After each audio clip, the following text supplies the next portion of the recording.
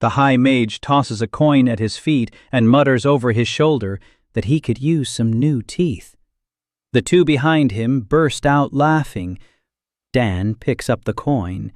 He nods, and he notices something that not a single mage at the academy sees. A trail of mana leaks across the floor behind them. They lose power with every step and don't even feel it. Like a man walking down the street with a hole in his pocket, unaware of the coins falling onto the asphalt. Dan looks at the 3 trails and reads them like handwriting. The tall mage's mana is hot and ragged, a fiery foundation. Lots of power, little control. The second's is cold and dense, the ice school. Better technique, but a weaker foundation. The third's trail is almost invisible, subtle. Either a very weak mage or a very strong one who knows how to control himself. Dan memorizes all 3, automatically, just as he used to memorize the handwriting of the old masters on the frescoes. And now, let's rewind. An hour ago, he was on cold stone, the smell of ozone and wet marble, a stranger's body. Hands covered in calluses, fingers shorter and coarser, a stone vault overhead. A cubbyhole under the stairs, narrow as a coffin, a mattress on the floor, a bucket in the corner, a door with no handle on the inside. He feels a stranger's face, a stranger's cheekbones, a stranger's mouth. But his hands move correctly. The fingers bend at the same points. The wrist remembers the angle of the bend. These are his hands, the only thing left from his former life. He can panic later. First, assess the material. That's how he always started. That's how he'll start here, too. He stands up. He takes the mop standing against the wall. Dark wood. Instead of a brush, a bundle of silvery fibers. They tremble as if breathing. The mop fits into his palm as if it had been waiting for this very hand. The fibers freeze. He steps out into the white marble hallway. The walls are covered in runes. Half of them is decaying, half is dead. There are black, scorched spots on the floor, and this is where the strangest part begins. Dan looks at the nearest spot and sees not a spot. He sees layers. 3 layers. The bottom one is old and ingrained in the stone. The middle one is fresh and loose. The top one is thin and ephemeral, like varnish over tempera, over primer, like soot over oil, over gesso. His eyes see this on their own, effortlessly, just as they saw the layers in the frescoes. He places the mop on edge of the stain. The silvery fibers touch the top layer, and the layer disappears. Quietly, without a flash. The stone lightens by half a tone. Dan goes over it again. The middle layer. Once more. The bottom one. The marble is clean, as if the stain had never been there. And inside, something clicks. Not magic, not a voice from above, just understanding. Quiet and precise, like a restorer's diagnosis before cleaning. He knows what to do. Before, it was paint. Now, it's mana. He starts washing the corridor, square by square. The mop peels away the layers.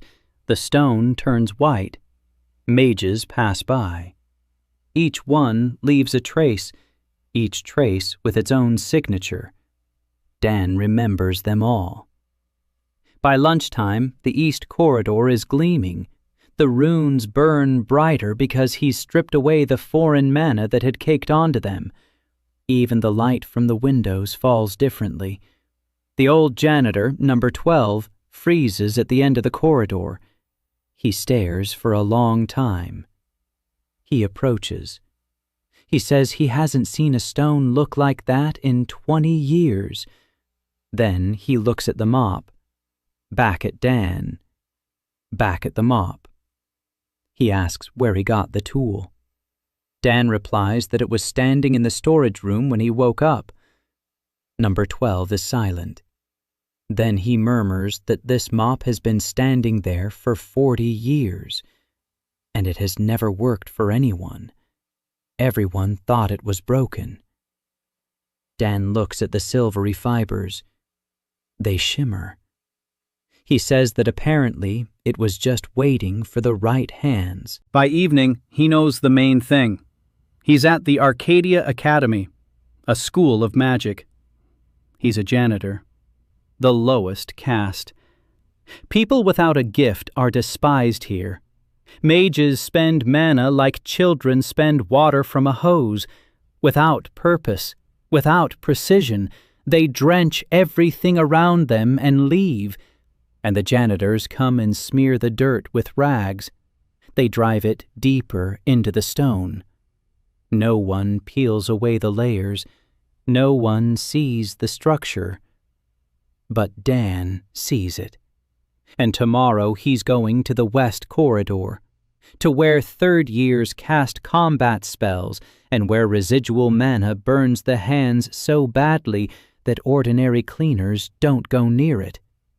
Dan wants to go there. Not for the Academy's sake, not for the mage's sake, for the stone's sake. The stone isn't to blame for being walked on by amateurs. Morning of the third day. Dan stands in the hallway of the East Wing and looks at the bulletin board. Lists of students, class schedules, results of ranking duels. Next to each name, a family crest. He's looking for a flower, the very one that was engraved on the medallion. He finds it in 5 minutes. Zion Park, Faculty of Elemental Leaves, ranked first, heiress of House Park. The family crest, a silver peony on a black field. Next to her name are 3 gold marks. That means 3 consecutive victories in the dueling rankings without a single defeat all semester. Dan memorized the name and the classroom number. He went to work. The West Corridor turned out to be worse than he expected. The 12th hadn't exaggerated. The floor was scorched black all the way along its 30 meters. The stone wasn't just damaged, it had been altered at the structural level. Mana had seeped in so deeply that the marble had begun to transform into something else. Glassy, fragile. Dan crouched down and ran his finger over the surface. Hot. Even 3 days after his last training session, the stone burned his skin. He counted 12 layers. 12. The bottom one went into the stone a finger's depth. It was at least 5 years old. Dan took out yesterday's mixture. He sniffed it. No, too weak for this. He needed something else. He went to the kitchen. Mina was standing at the stove. Petite, red-headed. Her hands were covered in flour up to her elbows. A burn from splattered oil marked her cheek. She saw him and froze. Cleaners didn't usually go into the kitchen. They had their own dining room, if you could call it a dining room. Dan asked if she had any ashes from the runic candles. Mina blinked. Then she nodded. She pointed to a box in the corner. There, candles burned every night to heat the boilers. The ashes were thrown out every morning. Dan asked her not to throw them out. Mina asked why. Dan replied that it was for work. Mina looked at his gray hoodie with the number 77 on it. She looked at the mop. She shrugged and said okay. The ashes were his. Dan thanked her and left. Mina watched him go. She would later tell Sean that this strange cleaner was the first person in 2 years to say thank you to her in this kitchen. But that would be later. Right now, Dan returned to the west corridor with a new mixture. Ash from rune candles, wine vinegar, soap root. Different proportions, more ash. The ash from rune candles contains microparticles of burnt mana. They act as an abrasive. Not physical, magical. They embed themselves in the structure of the grime and loosen it from the inside. Dan realized this yesterday while cleaning the medallion. The ash did the same thing chalk did to the old varnish. It broke the bonds between molecules. It allowed him to remove the layer without damaging the base. He applied the mixture to a test area, waited 3 minutes, ran a squeegee over it. The top layer came off like wet paper. Clean. Easy. No resistance. Dan allowed himself a smile, a small one, his first in 3 days. He worked for 4 hours, layer by layer. By noon, half the corridor was clean. The marble beneath 12 layers of battle mana turned out to be bluish, not white like in the east wing. Bluish. It's a different kind of stone, older, from the original masonry. Dan stopped and looked at this stone. It's 1,000 years old. It was laid by the builders of Arcadia. And for the last 5 years, students have been burning it with their flock without even knowing what color it was. Footsteps, light, steady. The mana around the person walking didn't tremble, didn't leak away. It moved smoothly, under control. Dan turned around. A girl, tall, black hair down to her shoulder blades. Her face was calm, perfectly calm, like a mask. A white robe with silver trim, a crest on her chest, a silver peony on a black field. Zion Park. She walked down the corridor, staring at the floor, at the bluish marble. She stopped, looked at Dan, looked at the mop, looked back at the floor. Her mask wavered, just a tiny bit. Something flashed in her eyes. Not surprise. Recognition. As if she'd known her whole life that this stone was supposed to be bluish, but had forgotten, and now someone had reminded her. She walked past without saying a word. Dan watched her go. Her magical trail was perfect, almost invisible. Dense, controlled mana without a single leak. Flawless technique. But, Dan frowned. Right at the very edge of the trail, a thin thread. Torn. Emotional. Anger. Not directed at anyone in particular, internal, directed at herself. Zion Park hated herself. Quietly, carefully, controlling even that perfectly. But the trail doesn't lie. Dan went back to work. That evening he scrubbed the entire west corridor. The bluish marble gleamed. Number 12 came to take a look. He brought 3 other cleaners with him. They stood there in silence.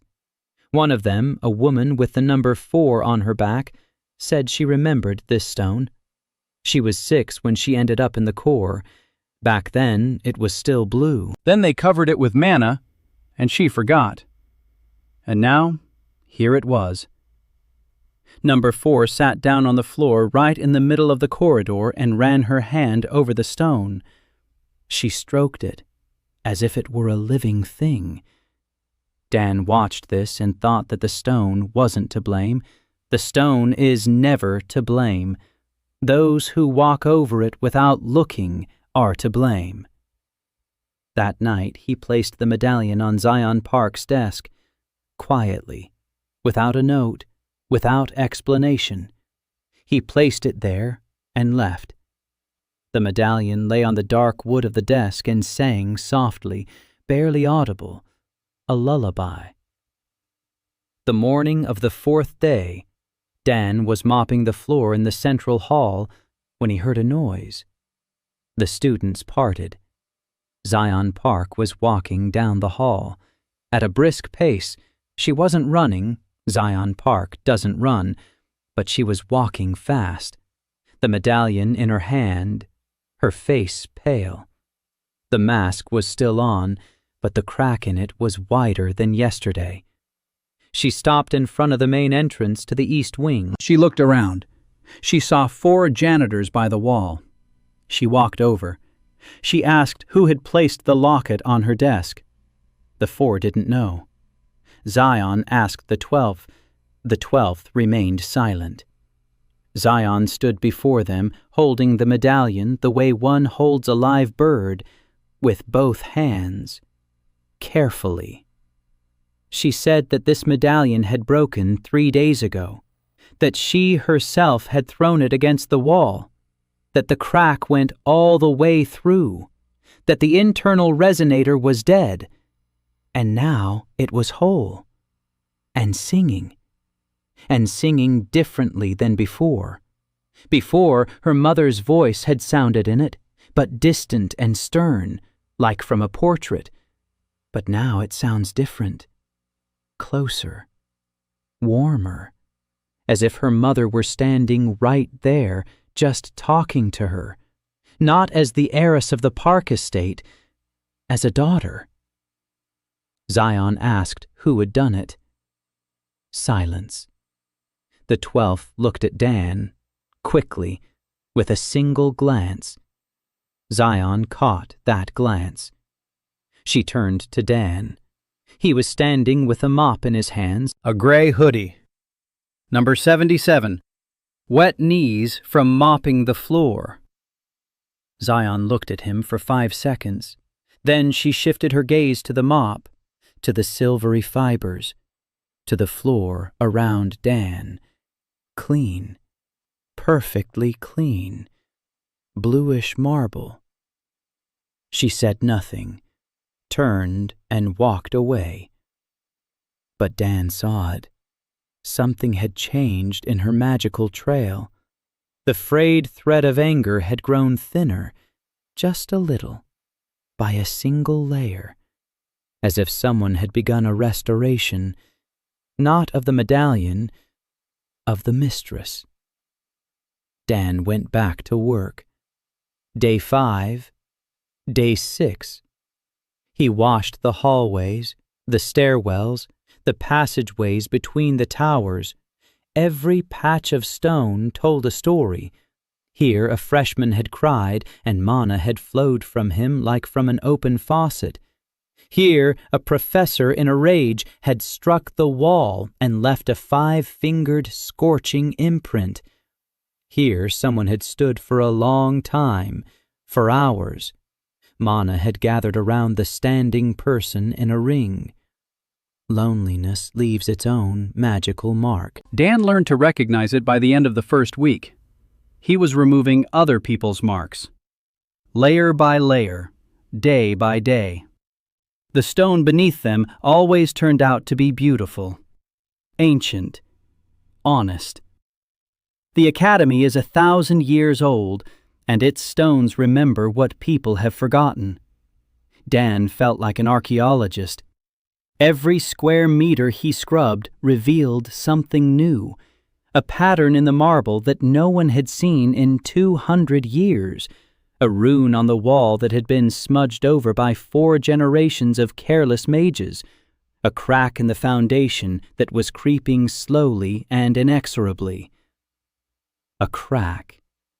He found it on the 7th day, in the basement of the east wing. Thin, barely noticeable, but Dan could see the layers. And this crack wasn't running through the stone. It was running through something deeper, through something beneath the stone, beneath the foundation, beneath the academy. Something older than the building itself. and something was seeping from this crack. Slowly, Drop by drop. Manna. Ancient. Thick. Dark as molasses. Manna 1,000 years old. Dan crouched down and looked. The mop in his hand twitched. Silvery strands stretched toward the crack like a plant's tendrils reaching for light. He pulled the mop back. Not now. He didn't know what it was, didn't know where it came from, didn't know how deep it went. Venturing into an unfamiliar layer without preparation is a rookie's mistake. He stood up, memorized the spot, and left. But all night long, the mop's silver fibers stretched toward the eastern basement and trembled quietly. Week 2. Dan made a schedule. Morning, the upper floor hallways. That's where students walk to class and leave fresh traces. Easy work. A warm-up. Daytime.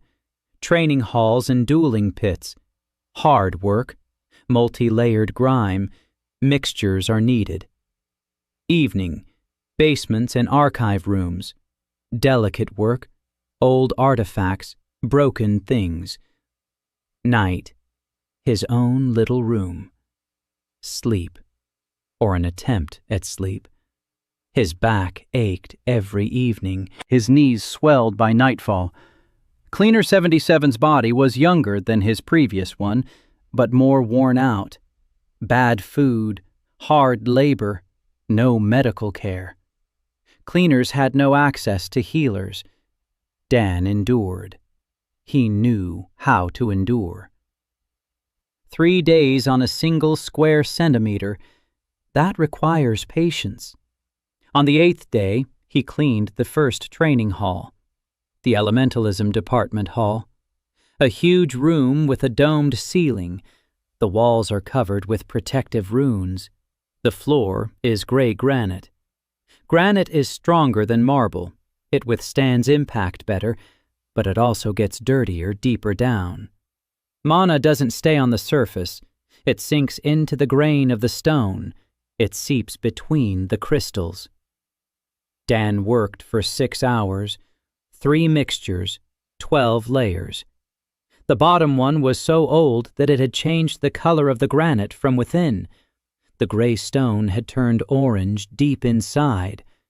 Dan removed that layer too. Beneath the orange layer, the granite turned out not to be gray. Dark blue. Starry granite. A rare variety. Beautiful. Dan stood in the middle of the hall and looked at the floor of dark blue stone with white flecks, like the night sky. Someone 1,000 years ago had chosen this stone on purpose for the training hall, so that students could fight under the stars. In the morning, Professor Hahn entered his hall and stopped at the threshold. He stood there for 3 minutes, in silence. Professor Hahn had been teaching combat magic for 30 years. He saw this hall every day, and he had never seen it like this. The floor shone. The runes on the walls burned with full intensity. The air was clear. And the strangest thing of all, the mana in the hall flowed differently, more freely, without turbulence, no dead zones. Professor Hahn was a smart man. He didn't ask who had done it. He began to observe. On the 9th day, Dan found his first real problem. In the basement of the maintenance core was a storage room. Everything that students and teachers broke and threw away was hauled there. Broken artifacts, cracked rune stones, shattered amulets, torn scrolls with spells. All of it lay in heaps, mountains of trash, years of neglect. Dan walked into the storeroom and stopped. It was like walking into a museum storage room after a flood. Hundreds of items, each with a story, each one damaged, and each one could be saved. He started small. A rune stone the size of a fist, a crack running through the central rune, its function lost. The stone was dead. Dan turned it over in his hands. 3 layers of damage. Outer, a physical crack. Middle, mana leaking through the crack. The stone had lost its charge. Inner, a shift in the rune matrix. The crack had shifted the rune's elements by a fraction of a millimeter, enough for the circuit to break. Dan sat down on a crate. He took out the mixture. He got to work. He cleared debris from the crack. He removed residual mana from the edges. He examined the matrix. The shift was minimal, a fraction of a millimeter. Dan picked up a mop. He touched the left edge of the rune with the tip of a fiber. He released a drop of mana. Exactly 1 drop. The left edge shifted. It snapped back into place. The circuit closed. The stone glowed with a warm light. Dan looked at it. A warming stone. It should warm his hands in cold weather. A simple thing. Someone had thrown it away because of the crack. Although the crack was physical, the stone doesn't retain heat if the crack is open. Dan sealed the crack with a mixture of ash and oil. He let it dry. The stone in his palm grew warm, just warm, like a friend's hand. He put the stone in his pocket and picked up the next item. A night vision amulet. The lens was cracked, the runic outline was intact, but the lens wouldn't focus. Dan found 3 other broken amulets with similar lenses in the storeroom. He picked out a suitable one. He removed the foreign rune layer from it. He inserted it. He adjusted it with a drop of mana. The amulet glowed green. It works. He repaired things every night, 2 or 3 items, without rushing, properly. He examined each item before touching it. He removed each layer in the correct order. He double-checked every repair. By the end of the 2nd week, he had repaired 23 items. Heating stones, amulets, small rune lamps, writing quills with an auto-correction function. Trifles. Useful trifles that mages discarded as disposable. Dan put the repaired items in a separate box. The 12th found this box on the 12th day. He stood over it for a long time. Then he came over to Dan, sat down next to him, was silent. Said that there's a rule in the Corps. Don't stick your neck out. Don't shine. Don't draw attention. A janitor who attracts the attention of mages gets hit. And a mage's blow isn't a fist. It's a spell, and janitors don't get up from it. Dan listened. The 12th continued. He told him that 15 years ago, one janitor learned to repair simple artifacts with his hands, without mana. He started doing it openly, offering his services to students, for money. They found him in the morning in a ditch behind the academy, 3 broken ribs, a broken jaw, a scorched magical core. Though his core had been empty to begin with, the mages had scorched the emptiness out of him just to make a point. The 12th fell silent. Then he added that it would be better to hide the box with the repaired items. Dan looked at him. Then he nodded. He hid the box behind a wall in a niche he'd found while clearing the basement of old mana. The niche was bricked up with 3 centuries of dust and hardened mana. Behind it was a small room, a 3 by 3 meter room, with a shelf along the wall, with the remains of a table. Someone had worked here a long time ago. Dan cleared out the room. He carried the box there. He placed a runic lamp on the shelf, which he had. The room lit up with a warm, golden glow. Dan sat down at the table. He rested his hands on the tabletop. The wood was old, smooth, good wood. He ran his fingers over the surface. There was a faint trace of manna in the wood, very old. Someone had worked at this table with tools that hummed with magic, day after day, year after year. The tabletop had absorbed thousands of touches. Dan understood. It was workshop. A janitor's workshop, or someone like him. Someone who repaired things here long before anyone remembered it. He looked around. On the wall, beneath a layer of dust, something glinted. Dan wiped it clean. An inscription, scratched into the stone, in an ancient language.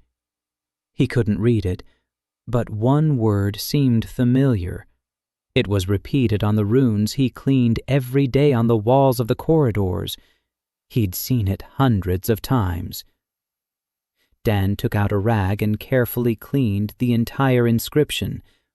3 lines, an unfamiliar language, 1 repeating word. He needed a translator. He needed someone who could read ancient languages. He needed a library. Dan locked the room. He memorized what the entrance looked like. 3 tiles from the corner, the second from the bottom. Press and slide. He went out. Behind him, a runic lamp burned quietly in the darkness. Golden light on an old table. On a shelf with repaired items.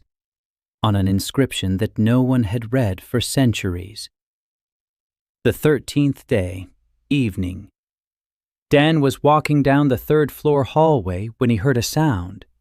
Not an explosion, not a scream, a quiet thud. Steady, rhythmic. Someone was pounding their fist against the wall. He turned the corner. Zion Park was standing against the wall, pounding it with her right fist. Slowly, without mana, just her fist. Her knuckles were red. Pale marks remained on the wall. She wasn't crying. Her face was calm. The mask was perfect. Just her fist. Again and again. Dan stopped. Zion turned her head. She saw him. Number 77. A mop. Wet knees. 5 seconds of silence. She said, "The locket sings." That before, her mother's voice had sounded in it, just like in the portrait. Distant, stern, just as the family had made her. But now it sounds different. As if her mother were nearby. As if she were simply a mother, not a symbol of the family, not an ideal. A mother. Zion asked how he had done it. Dan paused. Then he said he hadn't added anything. He'd only removed the excess. 4 layers of other people's expectations. Zion looked at him. The mask flinched. It snapped back into place. She asked if he could remove the excess from something else. Dan asked what. Zion took a small box out of her pocket. She opened it. Inside were earrings, silver, with the same peonies. Also from her mother. Also layered with generations. Zion said that in them she hears her grandmother's voice, demanding, cold. Her mother's voice beneath it is barely discernible. Dan took the earrings. He turned them over in his hands. 3 layers, simpler than the medallion. He said he'd have it done by tomorrow morning. Zion nodded. She turned away. She stopped. Without looking back, she said that if he needed protection at the academy, she could arrange it. Dan said thank you, but he didn't need it yet. Zion left. Her magical trail was slightly warmer than last time. The frayed thread of anger was thinner by yet another layer. Dan looked at the earrings, then at the wall. On it, besides the pale marks from Zion's fist, her magical imprint remained. Emotional. Dan read it. She comes here every evening. She hits the wall. Without mana. Because with mana, she's afraid she'll knock the wall down. And everyone will see. They'll see that the top-ranked student hates herself so much that she needs to punch a stone every night to keep from exploding. Dan ran a mop along the wall. He wiped away the imprint. The wall was clean. No traces remained. Tomorrow, Zion would come here and see that her secret had been removed. Not revealed. Removed. Like a layer of dirt from a fine stone. Dan went to his secret room to repair the earrings. Dan worked on the earrings for 2 hours, 3 layers. The outer layer, Grandmother Zion, the pride of the family, cold and sharp as glass. The middle layer, an aunt or the mother's older sister, anxiety, a constant underlying anxiety woven into the metal by years of wear. The bottom layer, mother, tenderness, simple and quiet, unconditional. Dan removed the top 2 layers. The earrings sang just like the locket, quietly, warmly, his mother's voice unimpeded.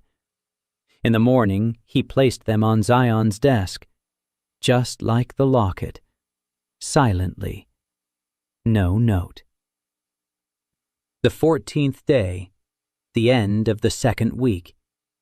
Dan stood in front of the library door. The doors were tall, dark wood with bronze hinges, runes on the wood, protective ones. Dan saw that half the runes weren't working, clogged, caked with layers of dust made of mana and ordinary dirt. He pushed the door. It was quiet inside. Rows of shelves stretched into the semi-darkness. The ceiling was high. The windows were narrow. Dust hung in the rays of light as if alive. Dan could feel it. The dust here was not just dust. It contained microparticles of mana from thousands of books. Every book was emanating mana. Quietly, barely perceptibly, but there were thousands of them. And over the centuries, this emanation had settled on everything, on the shelves, on the walls, on the floor. The library breathed mana just as an old house breathes history. A girl was sitting behind the counter, small, thin, thick-rimmed glasses, light hair, long, tied back in a knot. Ears. Dan noticed her ears, slightly pointed. Half-elf.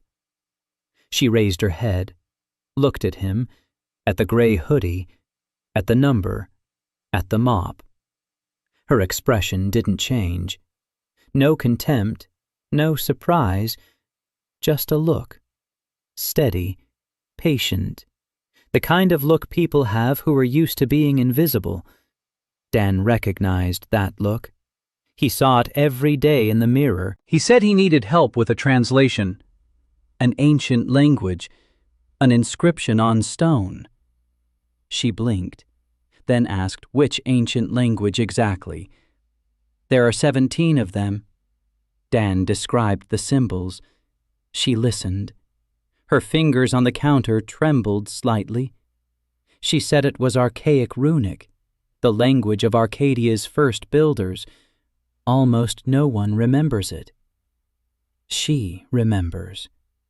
She had read every book in this archive over the course of 200 years of work. Dan showed no surprise. 200 years. Half-elves live long lives. He asked if he could take her to the inscription. She looked at him with a lingering gaze. Then she said that a librarian isn't allowed to leave the library during working hours, and her working hours are from dawn to dusk, every day, no days off. 200 years. Dan nodded. Then he would copy the inscription and bring it to her. She nodded. He was already turning toward the door when she said quietly, almost in a whisper, "Her name is Elsa. Elsa Windmer." In case he was interested. Cleaners aren't usually interested. Dan turned around. He said his name was Dan, not 77. Dan. Elsa Windmer smiled. A small smile. The first in a long time, judging by how uncertainly the corners of her lips moved, like muscles that had forgotten how to move. That evening, Dan traced the inscription, carefully. Every symbol, every line. A restorer knows how to copy. His hand didn't waver once. He took it to the library. Elsa took the sheet. She looked at it, her eyebrows furrowed. She said the first line was a name, or a title, something like the first keeper of purity. The second line, here I keep what others consider trash. The third line, mana is not filth. Mana is memory. Whoever discards it, discards themselves. Dan stood and listened. The first keeper of purity. Someone long ago did the same thing, repaired, preserved, collected what others threw away. And he had a workshop in that same basement, behind that same wall. He asked Elsa if she knew anything about the first keeper of purity. Elsa paused. Then she stood up. She went deep into the library.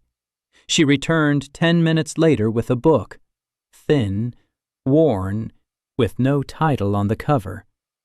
She said that this book was on the bottom shelf of the farthest bookcase. In 200 years, no one but herself had touched it. The book contained records from Arcadia's first decades, drafts of protocols, early statutes. Among them was a mention of the Harvest Corps, but not the Corps that exists now. Another one. The original one. The first archivist, the founder of Arcadia, created the Harvest Corps not as a service staff, not as a caste for the non-magical. The Corps was conceived as a guild of keepers, people who collect excess mana, purify it, store it, return it to those who need it. They were equal to mages. They were indispensable. Without them, the system wouldn't function. The first archivist himself was the first keeper. He conceived the concept of mana drainage, not as waste, but as a resource. Mages consume too much. Keepers collect the surplus. Balance. Harmony. Somewhere during the first 200 years, everything changed. The keepers became janitors. The guild became a caste. Equals became the lowest of the low. Someone rewrote history, or simply forgot. Dan listened and felt a picture forming in his mind, a big one, a complex one, like a fresco covered with 10 layers of whitewash. Beneath the whitewash lies a masterpiece, but to see it, you have to remove every layer, carefully, without rushing. He thanked Elsa. She nodded. Then she said she had a request. If he knew how to fix what others considered broken. She pulled a book from under the counter, a small one, a children's book. The cover was worn, the spine was broken, the pages were yellowed. On the cover was a drawing, a tree under the moon, elven letters. Elsa said it was a collection of lullabies, elven ones. Her mother had given her this book when Elsa was 10. Then her mother left. Elves leave. It's their nature. They don't say goodbye. One morning, they're just gone. The book is the only thing left. 190 years ago, the spine cracked. Since then, every attempt to open the book makes the crack deeper. Elsa hasn't opened it in 190 years, but every night she places it next to her pillow. Dan took the book, carefully, as one would pick up a wounded bird. He looked. The spine, the crack, not just a physical one. There is a runic thread in the spine. Binding magic. Elven. The thread is torn. Without it, the pages fall apart. An ordinary bookbinder won't be able to fix it because they can't see the thread. A magical bookbinder won't be able to fix it because elven runes differ from human ones, and few people know them. Dan saw the thread. 2 ends. They had come apart by 1/2 centimeter. He needed to bring them together and... with a drop of mana. The right kind of mana. Not human mana. An elven thread would reject human mana. He looked at the book, then at Elsa. He asked if her mother's mana remained in the book. Elsa didn't understand. Dan explained. The book had been given as a gift with love. It had lain next to her pillow for 190 years. It contained an emotional layer. Enough mana. Elven mana. If he could extract a drop of that mana from the pages and direct it into the tear in the thread would mend. Her mother's mana would repair her mother's gift. Elsa looked at him. Her glasses were fogged up. She took them off, wiped them, put them back on. Her eyes were shining. She nodded. Dan took the book. He worked on it for 3 nights, not because it was difficult, because rushing something like this is a crime. The first night, study. Every page, every layer, every stain. The book was a map of memories. Here, child Elsa had spilled tea. Here, a finger had lingered on the page too long. Here, a tear. An old one. Almost invisible. But Dan saw it. The mana of a tear. Quiet. Salty. 190 years of loneliness in a single drop. The second night. Extraction. He found his mother's mana on the title page. Where his mother had written the dedication, the letters had faded, but the mana remained. Warm, woodsy, with a hint of morning dew. Dan had never felt elven mana before. This was different. Lighter, more transparent, like watercolor after oil. He extracted the drop with a swab, held it on the tip of a silvery fiber, held his breath.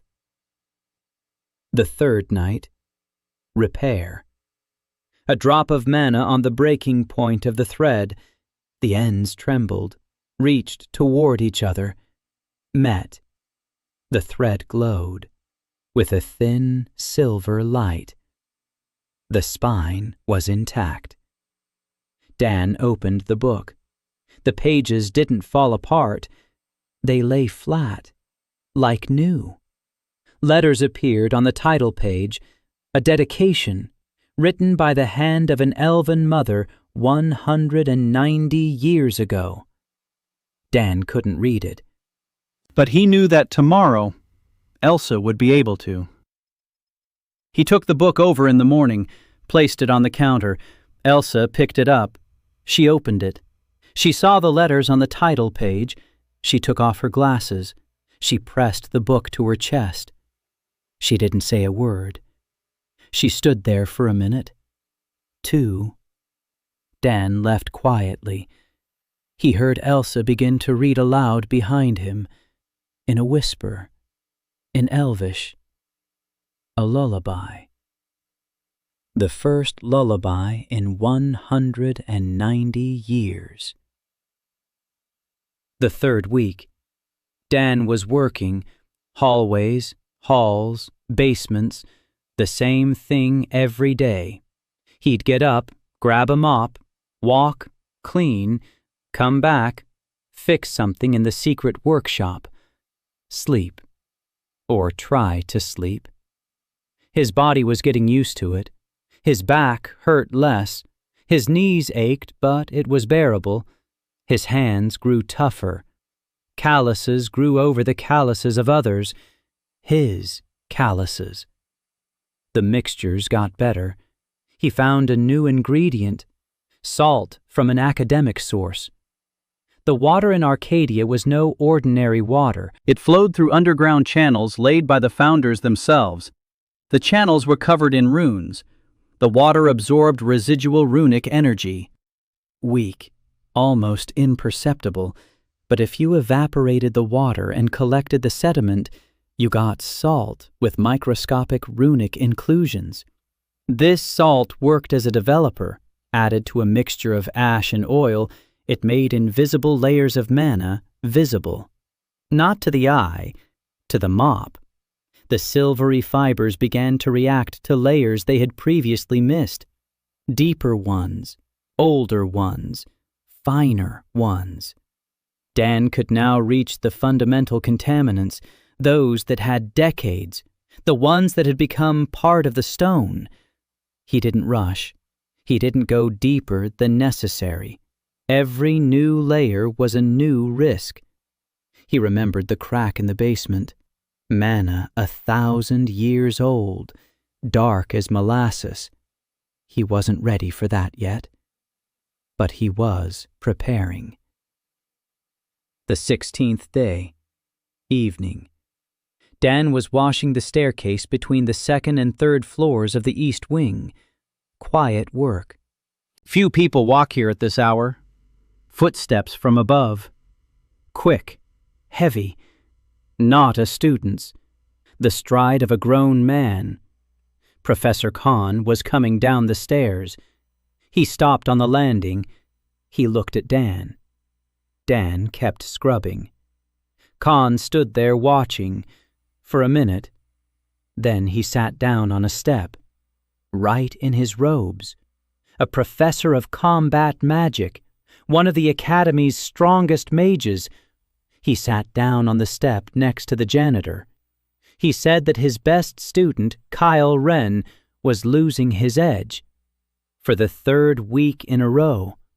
His spells were weaker. His control was worse. His power was fading. Kyle was panicking. He thinks he's sick, that his core is cracking, that he's been cursed. Khan checked him 3 times. The core is intact. No curses, no illness, just power draining away, like water from a leaky bucket. Khan paused. Then he said that 3 weeks ago, someone had started cleaning the training halls. Really cleaning them. Not just smearing the dirt around, scraping away the layers. Down to the foundation. And since then, the background level of residual mana in the halls has dropped by 30%. Khan knew how to calculate. The training halls function like batteries. Residual mana accumulates in the floor, in the walls, in the air. The students train against this backdrop and are imperceptibly nourished by it, unconsciously, like a plant from the sun. They've grown accustomed to this nourishment. They depend on it. When someone cleans up the background, the students lose their nourishment and think they're getting weaker. But in reality, for the first time in years, they're left alone with their own strength, without a crutch. Khan looked at Dan, at the mop, at the silvery fibers. He asked if Dan was the one cleaning the halls. Dan could have lied, could have said nothing. He looked at Khan. The professor wasn't angry. In his magical aura, Dan read curiosity. Pure. Professional. Khan wanted to understand, not to punish. Dan nodded. Khan was silent for a moment. Then he asked if Dan could clean his hall regularly. Not secretly, officially, as part of the training grounds maintenance staff. This would allow Khan to observe how the students' performance metrics changed without any background influence. Scientific interest, Dan thought. The professor's official presence in the hall was protection. As long as Khan was covering for him, none of the students would touch the janitor. But it also meant attention. The 12th had warned him, "Don't stick your neck out." Dan looked at Khan. Khan waited, patiently. Dan agreed. Khan nodded. He stood up. He brushed off his robe. He said they would start tomorrow. And one more thing. He took a small box out of his pocket. Inside were chess pieces, wooden, handcrafted. One piece was cracked. The Black Knight. Khan said he'd carved them himself 30 years ago. The knight cracked last week. The wood glue isn't holding. The craftsman mage said the piece is too small for magical repair. Throw it away and carve a new one. The Khan doesn't want to carve a new one. He wants this knight. Dan took the piece. He turned it over. A crack ran diagonally across the body. Fine work. The man who carved this put time and attention into every line. Residual mana in the crack. 30 years of touches. 30 years of games. Thousands of moves. The horse remembers every one. Dan said he would fix it. Khan nodded and left. His footsteps on the stairs were slightly lighter than when he had come down. The 17th day. Dan stood in Professor Khan's training hall, officially, with permission. A sheet of paper with Han's seal was attached to the wall. Janitor 77 was assigned to the Combat Magic Hall for maintenance. The students were watching him, some with contempt, some with indifference, one with interest. A tall guy, the same one from the first day, the one who tossed the coin. Kyle Wren, Han's best student. Who is losing his power and doesn't understand why. Kyle approached, looked down at him, said he didn't understand why a janitor was in the combat hall. Dan replied that it was for cleanliness. Kyle smirked. He said the janitor should clean up after practice, not during it. Dan nodded and stepped back toward the wall. Practice began. Dan watched. 12 students, 12 styles, 12 handwriting styles. He read them like frescoes. Kyle Wren, a fiery foundation, powerful, broad, but ragged. He's putting in too much. Every spell is excessive. A fireball that should be fist-sized comes out head-sized. The excess mana goes into the walls, into the floor, into the air. Kyle spends twice as much as he needs to and doesn't notice. Before, the hall used to return some of his losses through the background. Now, there is no background. Dan removed it. And for the first time, Kyle feels the real cost of his wastefulness. The girl next to Kyle, water magic, fluid, beautiful, but nervous. Her spells tremble. The outlines blur. She's afraid of making a mistake. Every mistake increases the trembling, a vicious cycle. The guy in the corner, earth magic, slow, heavy, but precise. Not a single drop of mana wasted. This one knows the value of the resource. He doesn't need background replenishment. He's stable even without it. Dan watched and memorized. An hour later, he knew 12 styles by heart, their strengths, their weaknesses, their habits, their mistakes. He knew more about them than they knew about themselves. After practice, the students left. Dan stayed behind. He began to clean. Con stood by the wall and watched. Dan worked. He stripped away the fresh layers: fire, water, earth, air, each one separately, each in its own order. Con stepped closer. He asked why Dan was starting with the fire ones. Dan replied that fire mana was the most volatile. If you didn't remove it first, it would evaporate and settle on the other layers. It would contaminate them. It would make the cleaning process more difficult. Con was silent for a moment. Then he said that in 30 years of teaching, not a single student had explained the nature of residual mana to him so clearly. Dan shrugged. It's not magic, it's restoration. Con didn't understand. Dan didn't bother to explain. The 18th day. Dan sat in the secret workshop and repaired a chest knight, a crack running diagonally. Inside, 30 years' worth of mana, thousands of games, thousands of moves. Dan could feel them. The knight remembered how Con had moved it across the board. Sharp, short movements. Con played chess just as he taught, straightforward, no tricks. Dan cleaned out the crack, filled it with a mixture, smoothed the edges. A drop of mana. The crack closed. The knight was whole again. But Dan didn't stop. He sensed there was another layer within the piece, deeper, older, not mana, something else. He looked closer. Right at the center of the wooden piece was a tiny knot. Not magical, emotional. 30 years ago, a man carved this figure and imbued it with a moment. One specific moment. Joy, pure and simple. The joy of a man who carves wood and sees a shape emerge from a block. Con was happy when he carved this horse 30 years ago. Dan didn't touch that knot. It wasn't his. It belongs to Con. Some layers don't need to be removed. They need to be preserved.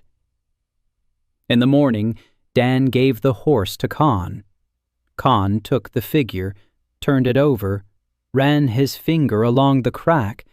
Smooth, like new.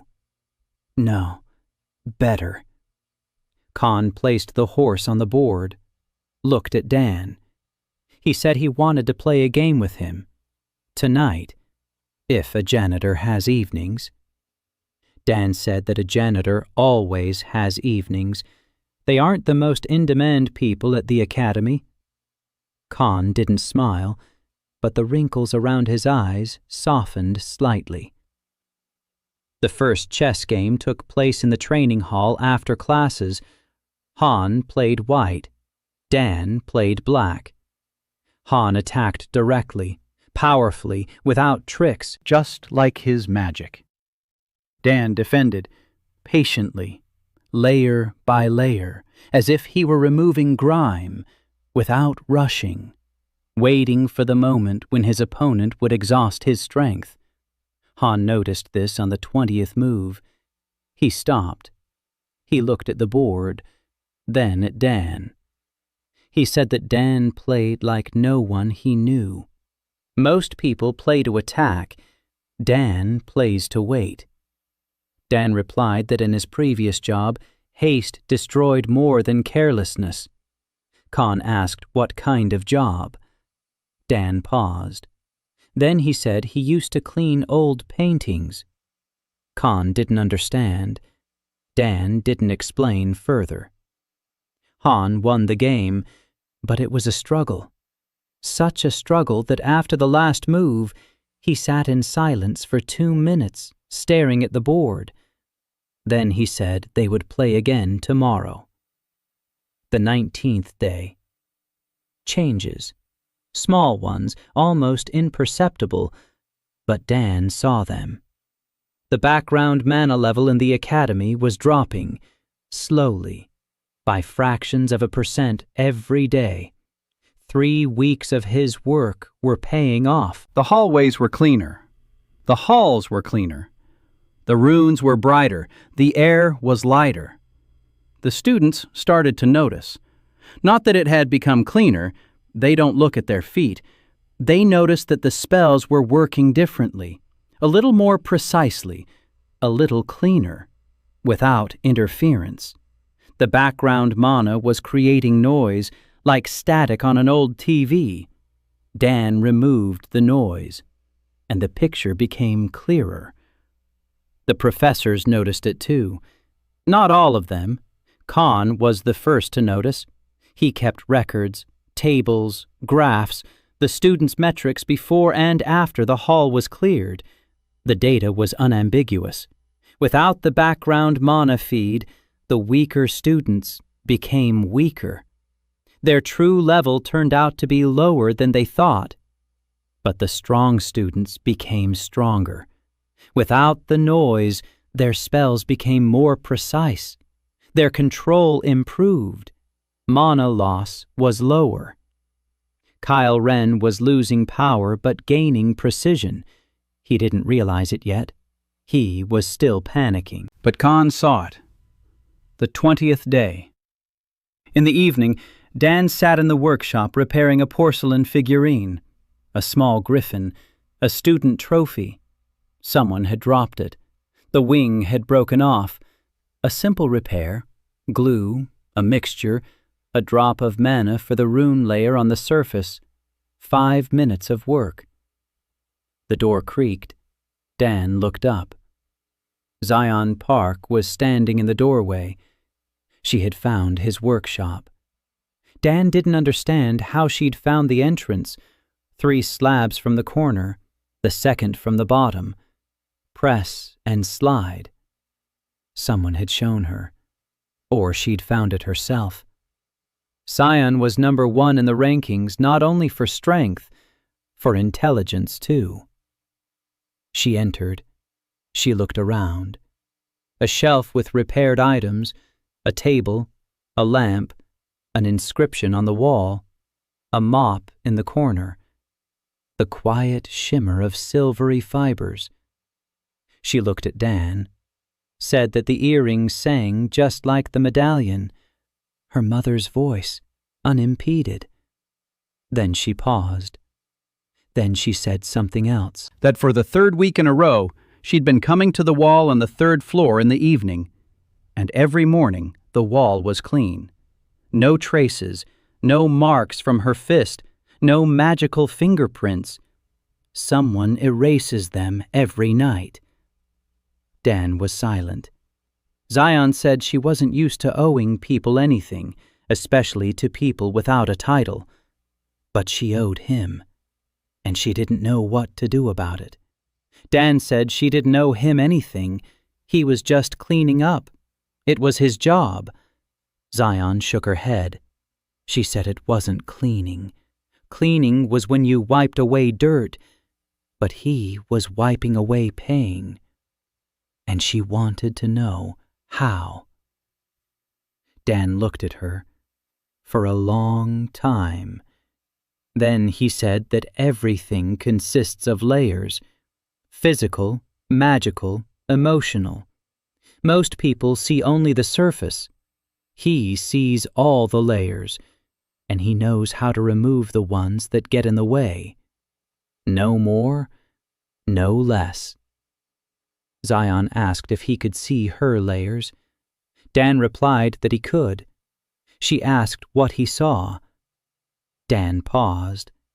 Then he spoke honestly. He sees that she is stronger than she thinks, that her control is perfect but is based on fear rather than understanding, that her rage is under control and beneath the rage lies grief, and that the grief is not hers. It is inherited. passed down through generations, like the layers on a medallion. Zion listened. Her face was impassive. The mask was in place. But her hands were trembling. She clenched them into fists, then unclenched them, then said quietly that she wouldn't hit the wall anymore. Dan nodded. Zion turned toward the exit. She stopped. Without turning around, she said that from now on, if anyone touched Cleaner 77, they would have the Park House to deal with. She left. Dan sat at the table, a porcelain griffin in his hands. The wing was in place, intact. The workshop was quiet. The lamp was on. The mop glimmered. On the shelf were 28 repaired items. On the wall was an inscription 1,000 years old. Here I keep what others consider trash. Dan placed the griffin on the shelf. 29. The 21st day. The month was almost over. Dan stood in the training hall and watched as Kyle Wren hurled fireballs at the targets. 7 out of 10 missed. 3 weeks ago, it was 9 out of 10 on target. Kyle was sweating, grimacing, pouring even more mana into it. The eyeballs grew larger and even less accurate. Dan watched and thought it was like an artist who had lost his fine brush and was trying to paint a miniature with a paint roller. More paint doesn't mean better. Khan stood by the wall. He crossed his arms over his chest. He was silent. He already understood what was happening. But he waited. He wanted Kyle to figure it out on his own. Kyle didn't get it. After practice, he was the last to leave. He was kicking the wall in the hallway. His magical trail was jagged and angry, like Zion's, only rougher. Zion hated herself with grace. Kyle hated himself with all his might. Dan started cleaning the gym. Khan stayed behind. He sat down on a bench. He took out a chessboard. He set up the pieces. He waited. Dan finished with the floor. He sat down across from him. The second game. Khan attacked even more fiercely. He sacrificed a knight. He opened up the center. Dan retreated. He reorganized. He closed the gaps. He waited. On the 30th move, Khan overreached. The attack faltered. Dan launched a counterattack. Quiet, methodical, pawn by pawn. Khan lost on the 45th move. He sat over the board. He was silent. Then he said that Dan played like water, flowing around obstacles, not breaking them, going around them, waiting until they crumble on their own. Dan said that water and time conquer any stone. Khan looked at him. Something new appeared in his eyes, not just curiosity, respect. Quiet, cautious, but genuine. He asked where Dan had learned to think that way. Dan replied that it was in a past life. Khan took that literally. Many in Valterna believed in past lives. He didn't press the matter. The 23rd day. Morning. Dan was washing the stairs at the entrance to the women's dorm when he heard a scream. Not a frightened one, an angry one, a heated one, from the kitchen. He went toward the sound. In the kitchen, Mean A stood before the head chef. A small, red-haired girl in a flour-stained apron stood before a burly man with a red face. The man was yelling. Dan couldn't hear the words, but he saw the scene. A dish on the table, something beautiful, intricate. Mean A had prepared something not on her list. She had overstepped her authority. A trainee cook isn't supposed to cook for mages, only peel vegetables, wash pots, knead dough, grunt work. The head chef grabbed the dish and tossed it into the trash can. Mean A stood there. She didn't cry. Her fists were clenched. Her lips were pressed together. Her eyes were dry and bright, like coals. Dan recognized that look. A person who doesn't give up. A person from whom the one thing they know how to do and love has been taken away. And they don't give up. The head chef left. Mina stayed. She stood in front of the trash can and looked at her dish. Dan approached. Mina raised her head. She saw him. Number 77. That very janitor who takes the candle ash from her. She tried to smile. It didn't work. Dan looked at the trash can, then at her. He asked what she had made. Mina paused. Then she said it was a stew. Her father's recipe. He had been the best cook at the academy until he died 3 years ago. A magical release from a malfunctioning rune furnace, an explosion in the kitchen. Her father shielded 2 apprentices with his body. One of them survived. Her father did not. After that, Mina was left in the kitchen, out of pity, not to cook, for menial work. She knew her father's recipes by heart, every single one, 213 recipes. She counted them before bed like other children count sheep. But they wouldn't let her cook. Today she couldn't take it anymore. She got up at 4 a.m. She made the stew using her father's recipe in secret while everyone was asleep. The head chef came in and saw. Dan listened. Then he asked if her father's knife was still there. Mina nodded. She took it out of the inner pocket of her apron, carefully, with both hands. The knife. A short blade, a wooden handle. The blade split in 2. Inside, a rune line was visible. Dead. Dull. It was the rune of taste. Rare. Embedded in the blade. Everything this knife cut acquired the perfect taste. Not magical. Real. The rune didn't add flavor. It revealed it. It brought the ingredient to its own peak. The knife broke on the same day as her father. A magical surge split the blade. The rune died. Mina had carried it with her for 3 years, just as Zion carried the medallion, just as Elsa carried the book. A broken thing that means more than an intact one. Dan took the knife. Carefully. He looked at it. 3 layers. The physical fracture of the blade, the rupture of the rune's outline, and the third, deep, emotional. Father put more than just work into this knife. He put nourishment into it.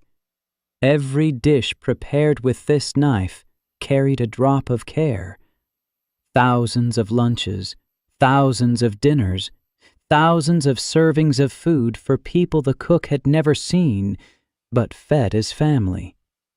That layer was intact, deep beneath the crack, alive, warm, like embers beneath the ashes. Dan said he'd fix it. Mina looked at him. Then she clasped his hand with both of hers, tightly, painfully.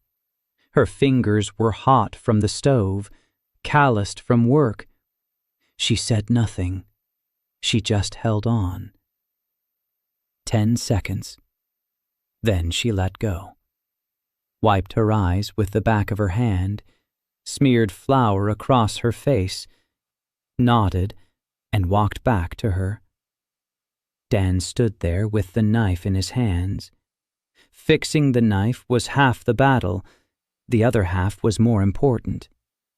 Min-ae didn't just need a knife. She needed the ability to cook, and for that, her food had to be better than the head chef's.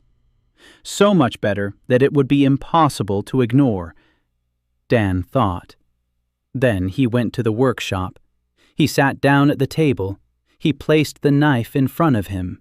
Next to it, he set a jar of ash from rune candles, a jar of rune salt, oil. He thought about food, about how mages eat. The ingredients for the Academy's kitchen are the best, fresh, expensive, but they're saturated with background mana, just like everything in Arcadia. Vegetables grown in fields where mana seeps from the ground, meat from animals that drink water from magical springs, spices stored in cellars where residual energy resonates. The food at the Academy is imbued with foreign mana just like the walls and floors, and no one cleans it. The cooks prepare meals from contaminated ingredients. The taste turns out normal, familiar, but not pure, like a painting under a layer of varnish. The colors are there, but they're dull. Muted. If you remove the varnish, the colors will burst forth. If you cleanse the ingredients of residual mana, the flavor will unfold. Dan took the ashes from the room candles, rubbed them between his fingers. He thought, if he added the ashes to the water for washing vegetables, or to the salt for the marinade, the ash will absorb the residual mana from the ingredients. It will cleanse them, return them to their natural state. A simple idea, the down-to-earth logic of a restorer applied to cooking. He'll fix the knife. Then he'll show Min-ae how to clean the ingredients. Let her cook with clean produce. The taste will be as it should be, without magical interference, without noise. Pure. 3 nights on the knife. The first night, cleaning the fracture. Mana from the magical blast still lingered in the crack. Poisonous. Hot. 3 years had passed, yet it hadn't cooled down. The blast had been powerful. Dan peeled it away in micro-layers, patiently. Hidden behind the poisonous mana was a runic circuit. Fragile. Torn, but not destroyed. Second night. The runic circuit. 2 ends, like the elven thread in Elsa's book. Only here it's not an elven rune, but a human one. Simpler, rougher, but it works on the same principle. Bring the ends together. Connect them. With a drop of the right mana.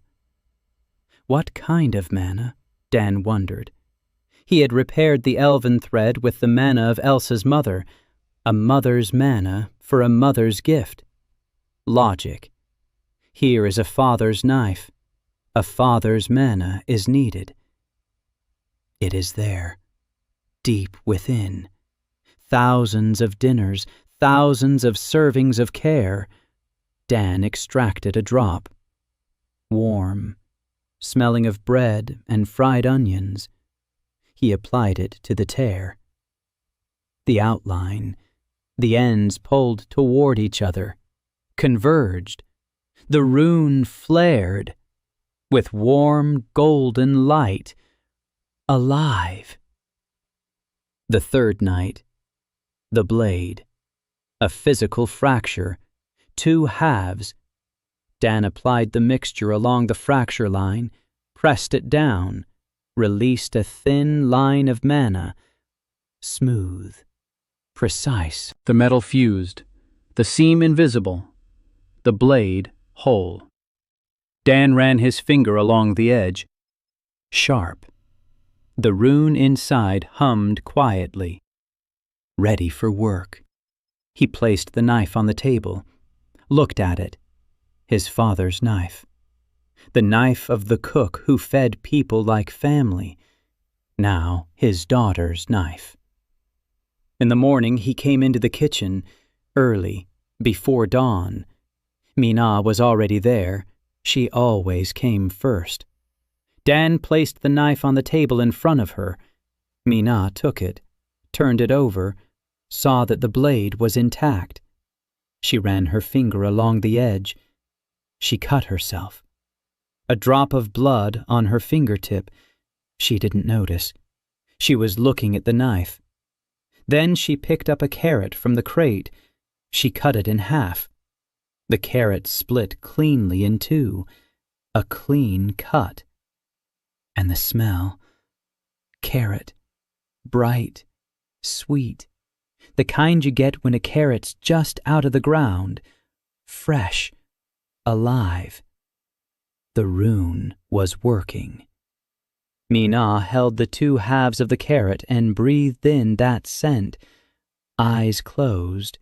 Lips trembling. Then she hugged Dan. Just like that, without warning. She lunged and clung to him. Her red head pressed against his chest, her flour-covered hands wrapped around his back. She smelled of dough and burnt oil and tears.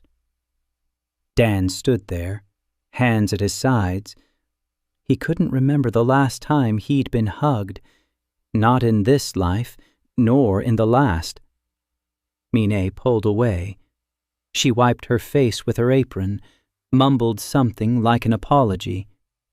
Dan took a small bag of ashes out of his pocket, placed it on the table. Explained.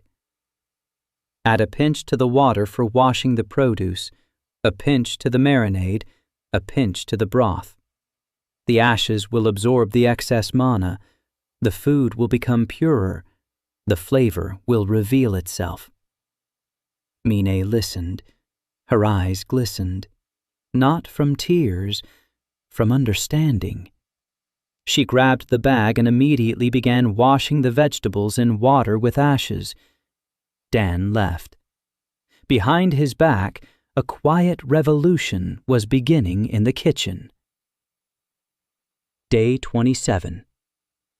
Mina was cooking every morning before dawn, in secret, while the head chef slept. She washed the vegetables in water with ash. She cut them with her father's knife. The rune of taste revealed each ingredient to its very essence. The ash removed the magical noise. The result was stunning. The cleaners were the first to notice. Mina began bringing them food. To the storage rooms, to the basements, plates of stew, bowls of soup, pieces of pie. The four of them tasted the soup and sat silently for a long time, spoons in hand. Then one said she hadn't eaten anything like this in 40 years, that when she was a child and her mother still cooked at home, the food was something like this, real, without the aftertaste of something foreign, pure. The 12th ate in silence, finished, wiped the bowl with bread, ate the bread, looked at Mina, nodded. For the 12th, it was like a standing ovation. Then the students noticed. It happened on the 29th day. Kyle Wren came into the kitchen at night, hungry after practice. He grabbed whatever he could find from the pot. He got Mina's soup. She hadn't had time to put it away. Kyle ate it. Froze. Went back to the pot. Ate another bowl. And another. In the morning, he found the head chef and asked who had made the late-night soup. The head chef didn't know. He started investigating. He found Mina. The screaming lasted 10 minutes. Dan heard it from the hallway. Mina didn't yell back. She stood there, silent, clenching a knife in her apron pocket. The head chef ordered her to get out of the kitchen, for good, for insubordination. An apprentice cook has no right to cook on her own. Mina left the kitchen. Her face was white. Her lips were pressed together. She walked to the wall, leaned against it, slid to the floor. Dan walked over, sat down next to her, didn't say a word. He just sat there. Minnie was silent for 3 minutes. Then she said she was finished. She'd been fired. Without the kitchen, she was nobody. Without the kitchen, she had nowhere to go. She had no family, no home, no trade except cooking.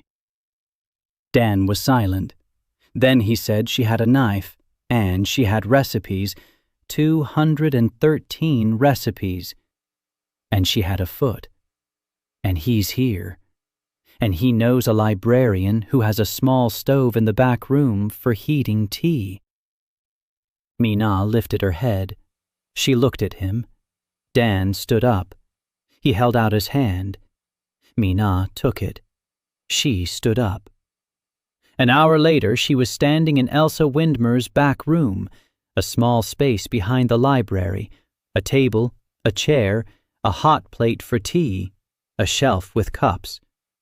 Minnie looked around. Small, cramped, perfect. Elsa stood in the doorway. She watched the red-haired girl in the flower-stained apron as she surveyed her back room with the eyes of a general assessing a battlefield. Elsa said she didn't mind. If Minnie would feed her occasionally in exchange for the space, Minnie said she would feed her 3 times a day, every day, for the rest of her life. And Elsa's life is long, so that's a serious commitment. Elsa smiled. The second time in front of Dan, this time with more confidence. Her muscles remembered the movement. That's how Minnie's underground kitchen began. The 30th day. A month. Dan stood on the roof of the eastern tower. Night, stars, the academy below.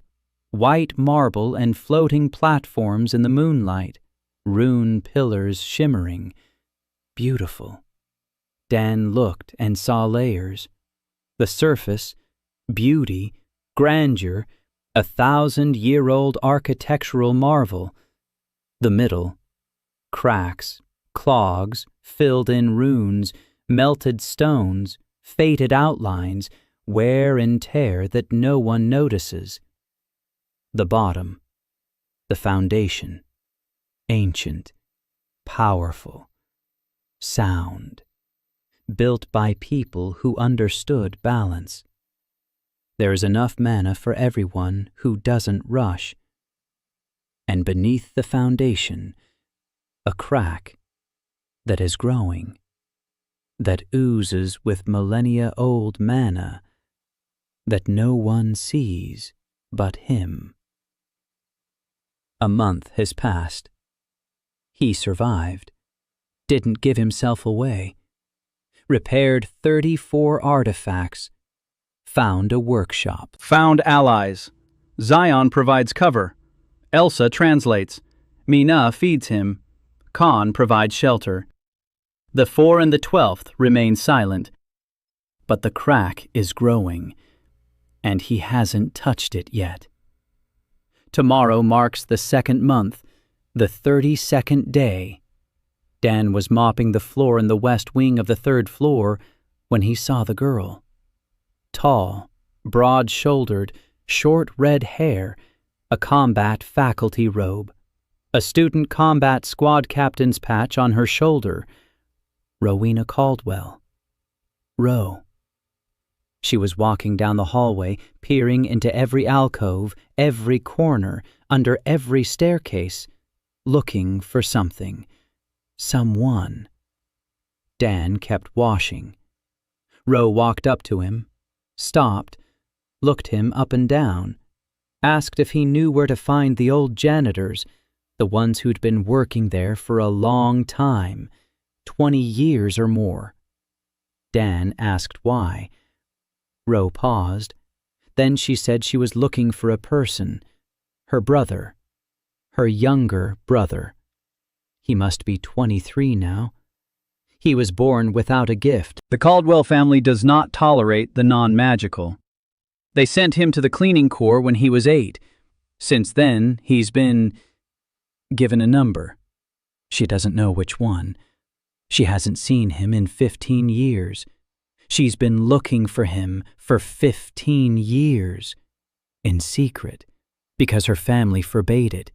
Because a combat squad captain isn't supposed to have a brother who's a cleaner. Dan looked at her. In her magical signature, he saw something he hadn't expected. Not anger, not grief. Guilt. Enormous.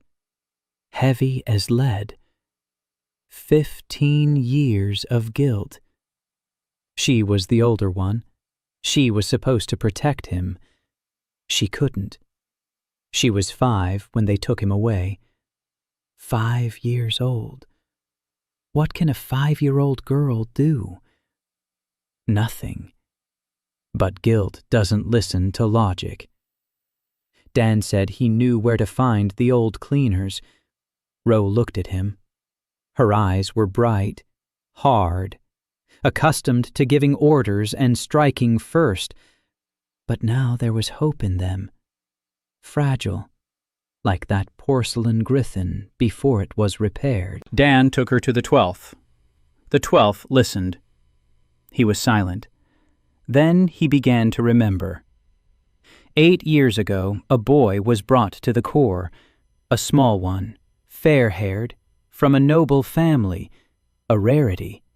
Usually nobles don't give up their non-magical ones, they hide them, or worse. This one was given up. The boy was given a number, 41. The 12th remembered. 41 worked in the laundry of the South Wing, quiet, obedient, invisible, like all of them. Ro listened. Her face was stony, her hands trembled. She asked where the South Wing was. The 12th pointed. Ro went, quickly, almost running. Dan followed her.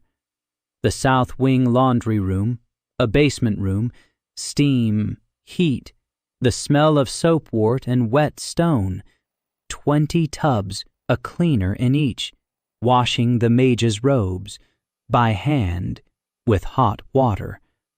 Everyone's hands were red, steamed. Ro entered, stopped, looked around. 20 gray robes, 20 numbers on their backs, heads bowed. No one looked up. Ro scanned the room. 41, the number on the back. She found him, by the far wall. A guy, skinny, light hair, short haircut, hands up to his elbows in soapy water. Ro walked over, stood next to him. The guy didn't lift his head. He was used to mages walking by. Ro said his name. His real name. Not a number. His name. The boy froze. His hands stopped in the water. He looked up. He looked at her. 5 seconds. 10. He didn't recognize her. Of course he didn't. He was 8 when they were separated. She was 5. 15 years. They had become different people. Ro said she was his sister, that she had been looking for him for 15 years, that she had found him. The guy stared. Soapy water dripped from his hands onto the stone floor. He said he didn't have a sister. No family in room 41. Ro punched the wall with her fist, with mana. The stone cracked. A crack half a meter long. The steam in the laundry room shuddered. 20 janitors hunched their heads into their shoulders. Ro stood there with bloodied knuckles and cried. Loudly. Ugly. Captain of the combat squad. Top student in the Department of Combat Magic. Crying in the basement laundry room in front of a brother who doesn't remember her. Dan stood by the door. He watched. He said nothing. Then he walked over. He touched Roe on the shoulder. He said quietly that the guy needed time. 15 years is a lot of layers. You can't peel them all off at once. Roe looked at him. Her eyes were wet, angry. She asked what he knew about layers. Dan said enough. Roe wiped her face with the sleeve of her robe. She sighed. She looked at her brother. He had lowered his head again, his hands in the water, washing, as if nothing had happened. Roe turned and left. Dan stayed. He walked over to 41, stood next to him, started washing, silently. 41 glanced sideways. The janitor -77. Strange. The one who mops the hallways until they shine. People were already whispering about him in the Corps. Dan washed and remained silent. 10 minutes later, number 41 spoke, quietly. He said he remembered his sister. Little one. She always climbed into his bed when she was afraid of thunderstorms. But that was a long time ago, in another life, as a different person. Dan nodded. He said that another life doesn't mean someone else's. Number 41 said nothing. Dan finished the laundry.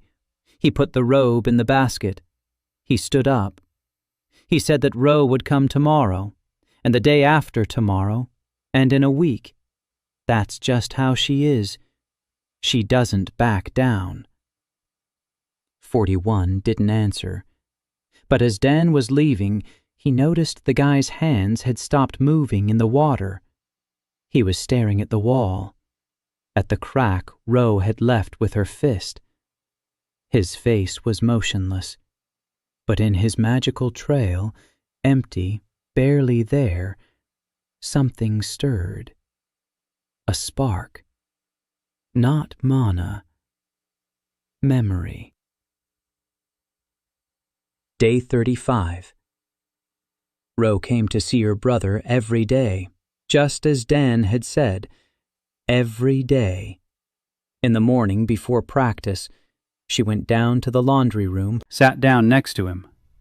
She did laundry with him, silently. She didn't speak. She didn't pressure him. She was just there. The captain of a combat squad doing laundry in the basement. If anyone from her department saw this, it would be a disaster. Roe didn't care. On the third day, 41 asked if she was cold in there. Roe said no. On the fifth day, he asked why she came. Roe said because she was his sister. On the seventh day, he called her by name, quietly, hesitantly, like a person tasting a word after a long silence. Roe heard it and gripped the edge of the trough so hard the wood cracked. But she didn't cry. Last time was enough. Dan watched from a distance. The layers peeled away, slowly, correctly. Not his job. Roe was doing it herself. He'd only shown her the door. The 38th day, Dan bumped into Princess Isla Han's son. Literally. He was carrying a bucket down the hallway. She was walking toward him. Petite, doll-like. In a dress that cost more than the entire cleaning corps earned in a year. 2 guards behind her, a maid at her side, an entourage. Dan stepped aside, pressed himself against the wall. The bucket clinked. A drop of water fell on the hem of her dress. The guard on the right stepped forward, hand on the hilt of his sword. Isla raised her palm. The guard froze. Isla looked at Dan. She smiled. A perfect smile. Rehearsed. Courtly. Her eyes didn't participate. She said it was nothing to worry about. She walked on. Dan watched her go. Her magical trail was strange, subtle, neat, but internal, as if someone had taken a living flame and hidden it under a glass dome. The fire burns, but no one sees it. No one feels the heat. Isla lived under a bell jar. 2 days later, Dan learned the details from Elsa. There was a file in the archives. The third princess of the kingdom, betrothed at 7 to the heir of the Grey's house, a political union. The heir of the Grey's house openly hated this marriage. And her. Ayla lived at the academy as a guest. In fact, as a hostage. A guarantee that the royal house would not break the treaty. She was 18. She always smiled. At everyone, under any circumstances. This frightened Dan more than Zion's anger or Minet's grief. A person who always smiles isn't smiling at all. The 40th day. Dan was cleaning the guest quarters in the West Tower. That's where Ayla lived. Usually other cleaners took care of the guest quarters, but the 4 of them had fallen ill. Their hands had swollen from contact with residual mana, an occupational hazard for cleaners. Dan took over her section. Ayla's quarters were impeccable, clean, neat, not a speck of dust. The maid kept a strict watch, but Dan saw the layers. In the corner of the room stood a wardrobe, locked. A magic lock. Weak. Childish. Ayla had put it there herself, not to keep out thieves, to keep out the maid. Something was humming inside the cabinet, quietly, barely noticeable. Emotional mana. Many sources. Dan didn't open it, none of his business. He was washing the floor. Under the bed, he found a shard, small, porcelain, white with blue painting, a piece of something broken. Dan picked it up, turned it over. Part of an arm. A doll's porcelain arm, fine workmanship, hand-painted, old. He placed the shard on the edge of the table and continued cleaning. In the evening, as he was leaving the room, Ayla was standing in the hallway, with the shard in her hand. She asked where he'd found it. Dan replied that it was under the bed. Ayla looked at the shard, a smile on her face, but her fingers were clenching the piece of porcelain so tightly that her knuckles had turned white. She said it was from a doll. Her grandmother used to give her dolls every year on her birthday. From age 3 to 7, 5 dolls. The only gifts that were just for her. Not for a princess, for a girl. When they moved to the academy, 3 dolls cracked. 1 lost an arm. Ayla said she'd gathered all the shards. All except this one. It had rolled under the bed, and she hadn't been able to find it for 2 months. Dan looked at the shard in her hand, then at her. He asked if she wanted him to fix the dolls. Ayla froze. Her smile wavered. For the first time in all the time Dan had known her, it didn't disappear. It wavered. Like a mask that came loose for a second and immediately snapped back into place. She asked why he wanted to do that. What he wanted in return. Dan said nothing. He just couldn't see broken things and not fix them. Ayla looked at him for 5 seconds. 10. Then the courtly smile vanished. For a moment. For one brief moment. Beneath it was the face of an 18-year-old girl who was tired of smiling. Then the mask returned. Ayla nodded. She said the dolls were in the closet. She would send a maid for him. She turned around. She left. Dan stood in the hallway. He thought there were too many masks at this academy and too few faces. Day 42. Dan was working on the first doll, a porcelain girl in a blue dress. a crack across her face, from forehead to chin. Inside, the doll was hollow. Inside the cavity was Mana, childlike, light, like a soap bubble. The Mana of 3-year-old Isla. She had played with this doll, and the Mana from her childish hands had been absorbed into the porcelain over the years. The doll remembered the child's touch. Dan cleaned the crack of road grime and dust. Beneath the grime, the porcelain was thin and white, the work of a master, every detail handmade, every curl of the painting done with a 3-hair brush. Dan recognized the master's hand, confident, calm. Someone loved their work. He smoothed the edges of the crack. A drop of Mana, a child's Mana, from the doll itself. Isla's Mana, child's Mana, repaired her grandmother's gift. The crack closed. The doll's face was whole again. She was smiling. Not a courtly smile, a child's. Day 2.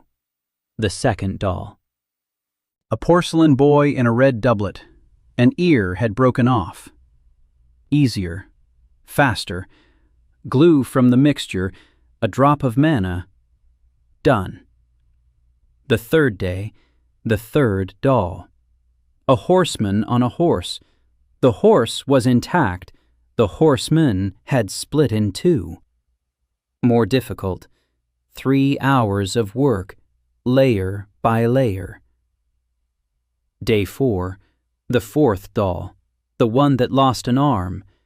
The arm was found, a shard from under the bed. Dan put the arm back in place. The porcelain fit perfectly. The seam is invisible. A drop of Mana. The arm is back in place.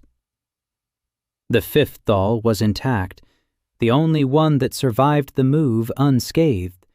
Dan examined her and found it.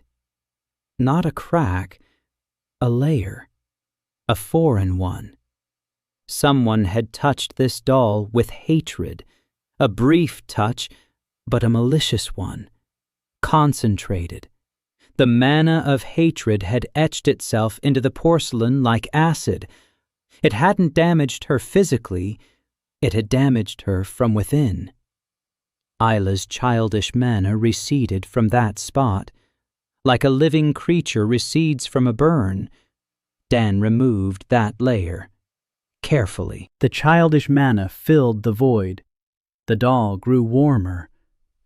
Who had touched the princess's doll with hatred? Dan didn't know, but he guessed. The heir to the Gray's estate, the fiancé, who hates this marriage, and her, and even her childhood toys. Dan carried the 5 dolls to Isla's chambers, placed them on the shelf, in a row, like in a display case, each in its own place, each facing the window, so that the morning sun would fall on them first. When Isla walked in and saw them, she stopped in the doorway. She stood there for a minute, 2. She walked over to the shelf. She picked up the first doll, the one she'd played with when she was 3. She pressed it to her cheek. The porcelain was warm from a child's magic, her own magic. 10 years ago. A flame burst out from under the cap for a moment, a small one, warm, alive. Then the cap snapped back into place. Isla put the doll back. She turned toward the door. Dan was no longer there, but a shard lay on the threshold. Not porcelain. Stone, a piece of bluish marble, the very same from the original masonry. Dan had left it there just like that, for no reason. A beautiful stone for a man who never receives anything for free. Ayla picked up the stone, turned it over in her hand. She placed it next to the dolls, between the first and the second. It fit. Day 45. A month and a half at the academy. Dan was sitting in the library. Elsa brought a new book, thin, old, without a cover. The pages were as fragile as the dry wings of a moth. She found it yesterday, between two other books on the bottom shelf, tucked in as a bookmark. 200 years ago, or 300, or more. The book was the register of the Harvest Corps, not the current one, the old one, the original one, the one the first archivist wrote about. The register contained names, not numbers, names. Every keeper was listed by name, with their date of entry, with a description of their specialization. One cleaned metal artifacts. Another worked with stone structures. A third restored runic patterns. A fourth tended to the living plants on the grounds. Specializations, professions, craftsmanship. Not cleaning. A trade. Dan read the names. 132 keepers in the Corps' first roster, each with a unique task, each irreplaceable. A note next to each name. Mana status. Most without a gift, or with a minimal core, like the current cleaners. But that didn't stop them. They had tools, and knowledge, and respect. There was a note in the registry, in the handwriting of the first archivist. Elsa translated it. Keepers are no less than mages. Keepers are the right hand. The mage creates. The keeper preserves. Without the second, the first is meaningless. Dan closed the book, set it on the table, looked at Elsa. She was sitting across from him, glasses perched on the tip of her nose, fingers interlaced. She knew what he was thinking. Over 200 years, she had learned to read people better than books. She said there was something else in the archives. The protocols of the Arcadia Council, the first 3 centuries. They record the moment when everything changed, when the keepers were renamed cleaners, when names were replaced by numbers, when the workshops were closed. It happened under the 4th rector, Archmage Torin Vil. He believed that the non-magical had no right to equality, that the balance of archivist was a weakness, that mages should rule and the rest should serve. He rewrote the charter. The Corps of Keepers became the Cleaning Corps. The workshops were bricked up, the tools were taken away, the names were erased. Over 3 generations, everyone forgot that things had ever been different. Dan listened. He thought of the bricked-up workshop, of the mop that had stood in the storeroom for 40 years, waiting, about the inscription on the wall, "Here I keep what others consider trash." 1,000 years. That's how long it took for the truth to fade away. And 1 restorer for it to resurface. Elsa paused. Then she said something else. The records mention an instrument, one specific one, the staff of the first archivist. The description matches. Dark wood, silver fibers, the ability to absorb and return mana. The staff was lost after the archivist's death, or what was believed to be his death. No one saw the body. The staff vanished. 100 years later, it was found in the basement, in the form of a mop. Someone had cut off the top part, removed the pommel, left the shaft and the fibers, disguised it. Dan looked at the mop against the wall. It shimmered quietly. The silver fibers quivered, as if listening. He asked Elsa what had happened to the pommel. Elsa didn't know. There was nothing about it in the records. Dan nodded. Another layer, another question, another detail to find. Not now. Later, when he was ready. Day 48. Mina's kitchen in Elsa's back room was thriving. Word had spread, quietly, through channels not controlled by mages. Through the janitors, through the laundresses, through the gardeners, through the stable hands. Everyone who worked at the academy without magic knew. In the library's back room, a red-haired girl was cooking food that made you want to cry. Not from grief, from the taste. Mina fed 20 people every day. Cleaners, gardeners, laundresses, kitchen apprentices who secretly brought her ingredients. Candle ash became her biggest secret. She perfected Dan's technique, added her own discoveries. Ash soaked in vinegar for 3 hours worked better than dry ash. Ash mixed with honey created a glaze that drew out such a flavor from the meat that the 12th person, after the first bite, stared at the wall for a long time and said one word: Mother. Mina's food brought back memories for people. Pure, unclouded, like Zion's medallion, like Elsa's book, through taste alone. The 50th day, the Inquisition of the Bright Council sent a request, an official one, addressed to Rector Langdale. The background level of wild mana in Arcadia had dropped by 14% over 7 weeks. This is statistically impossible. Natural fluctuations do not exceed 2% per year. 14% in 7 weeks is an anomaly. The Bright Council demanded an explanation. Rector Langdale read the request. Twice. Then he placed it on the table. He stood up. He walked over to the window. He looked out at the academy. White marble, floating platforms, rune pillars. From the outside, everything was the same. But Langdale sensed a difference. The air was cleaner. The runes were brighter. The stone was lighter. Someone was cleaning his academy, quietly, methodically, without permission. Langdale was a smart man. He had been the rector for 20 years.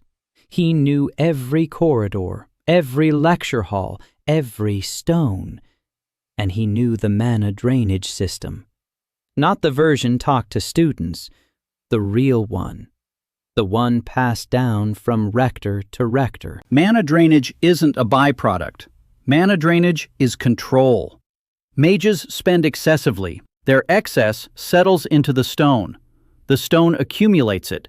The academy becomes a reservoir. The rector controls the reservoir. The rector controls the academy. Whoever controls the mana controls the mages.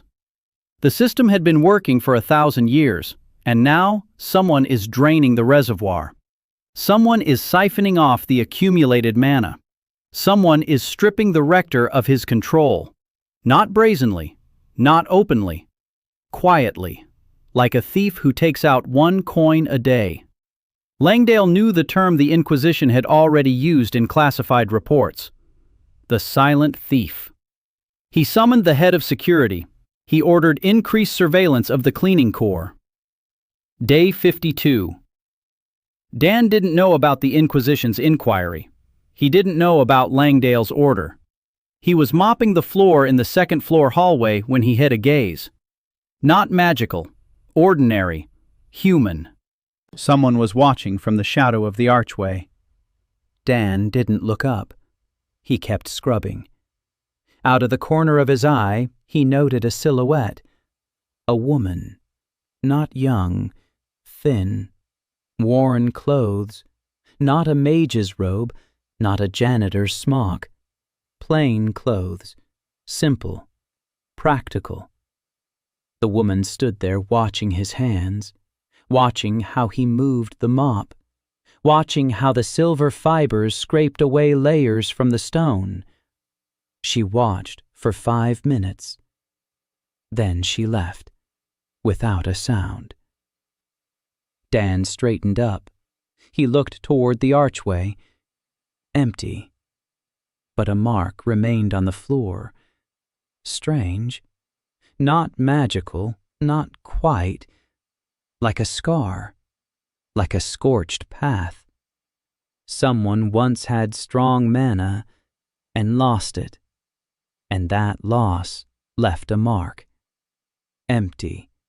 Cold. Like a negative. Dan ran the mop over the mark. The fibers didn't react. Nothing to absorb. You can't clean emptiness. It's already clean. Too clean. He memorized that mark and moved on. But the mop in his hand twitched. Once. Briefly. As if it had recognized something. Or someone. The 55th day. Dan sat in the secret workshop. On the table in front of him were 10 items he had repaired over the last few days. There were already 47 on the shelf. Soon, the shelf would be full. He needed a second one. He was thinking about something else, about the crack in the basement. He went down there every 3 days. He watched. He didn't touch it, he just looked. The crack was growing, slowly, but it was growing. Dark mana oozed out more thickly. The mop reached toward it every time. Every time Dan pulled it back. He wasn't ready. He didn't know what was down there. He didn't know what would happen if he started cleaning. He didn't know if he had the strength. Elsa found a mention of it in the old records. Beneath the Academy, a seal, an ancient one, placed there by the first archivist. Its purpose was unclear. Either it was holding something inside, or it was holding something out. The records contradicted each other. Dan knew one thing. The seal is cracking, and he's the only one who can see it. Because he's the only one who mops the basement floors. Day 57. The second month was drawing to a close. Dan could feel the noose tightening around him. Small signs. Guards began showing up in the basements more often. Before, 1 patrol a day. Now 3. The 12th warned him. The higher-ups are interested in the core. That hadn't happened in 20 years. Someone up there is asking questions. Dan changed his schedule. He stopped cleaning the upper floor corridors so thoroughly. He left a thin layer of residual mana on the surface, the appearance of dirt, camouflage. He only did a deep clean in Khan's training hall. There, it was official, and in the basements where the guards peeked in but didn't go deep. He camouflaged that workshop. He sealed the entrance. He added a layer of fake dust. From the outside, the wall looked untouched, just like 100 years ago. He moved the repaired artifacts to a hiding place deeper inside, to that part of the basement where no one went. It was dark and cold there, and close to the crack. Too close. Day 59. Professor Khan summoned Dan to his office for the first time. Before, they had only spoken in the hall or on the stairs. The office was small. Bookshelves, a desk piled high with papers, a chessboard in the corner. The pieces were set out. The game was unfinished.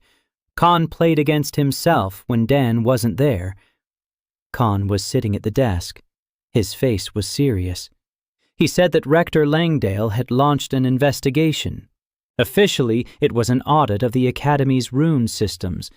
Unofficially, the rector was looking for the cause of the drop in background mana. Khan said he wasn't a fool. He understood that Dan was the cause. The question was whether anyone else. Dan was silent. Han continued.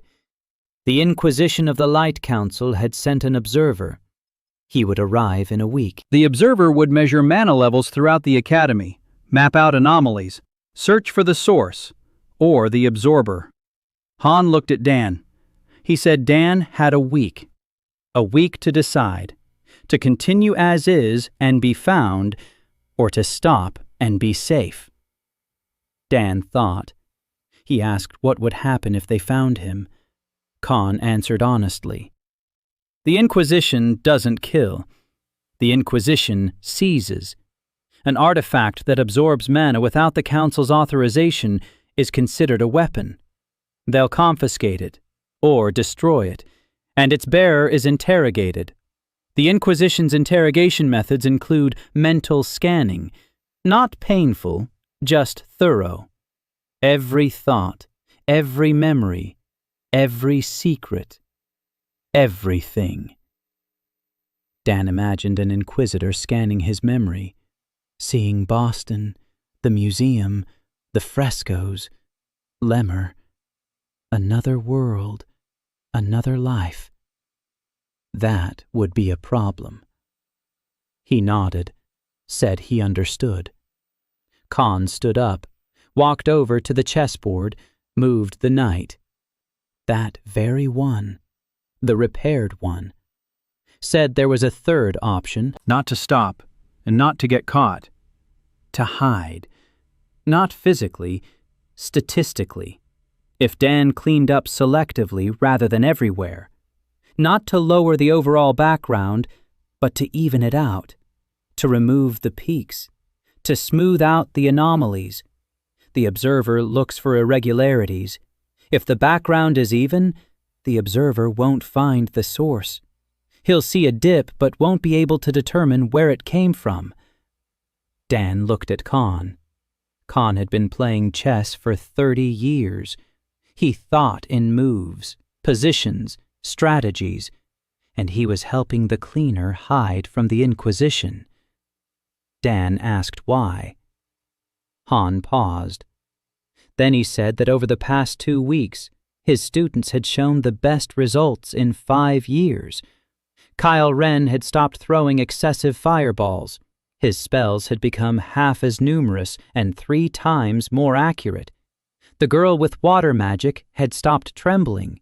The guy with earth magic had entered the top 3 in the rankings. Without the background noise, the students were really learning. For the first time, Khan didn't want it to end. Dan nodded. They spent an hour poring over the academy map. Khan knew the location of every rune node, every measuring crystal, every point where the Inquisition would take readings. Dan knew the location of every contamination, every layer, every anomaly. Together they devised a plan. Dan would clean up specific spots, remove peaks in those places where the measuring crystals showed the greatest deviation, leaving a smooth background where the crystals were close together, creating the illusion of a natural decline, smooth, even, without a source. Khan called it the cleaner's gambit, without a smile. But the wrinkles at the corners of his eyes twitched. Day 60. Dan began working according to plan. Morning, east wing, a measuring crystal by the stairs. Dan checked the background. A high peak. Yesterday's duel in the hallway. 2 freshmen, fire and ice magic. The clash left a sharp spike. An observer would notice. Dan removed the spike. He smoothed the background to a medium level. No lower, no higher. Medium. Daytime, west corridor. A measuring crystal in a wall niche. The background was below average. Dan had cleaned this area too well before. The bluish marble gleamed. He needed to add some grime. Dan frowned. Add dirt. He didn't know how to add dirt. He only knew how to clean. He stood there.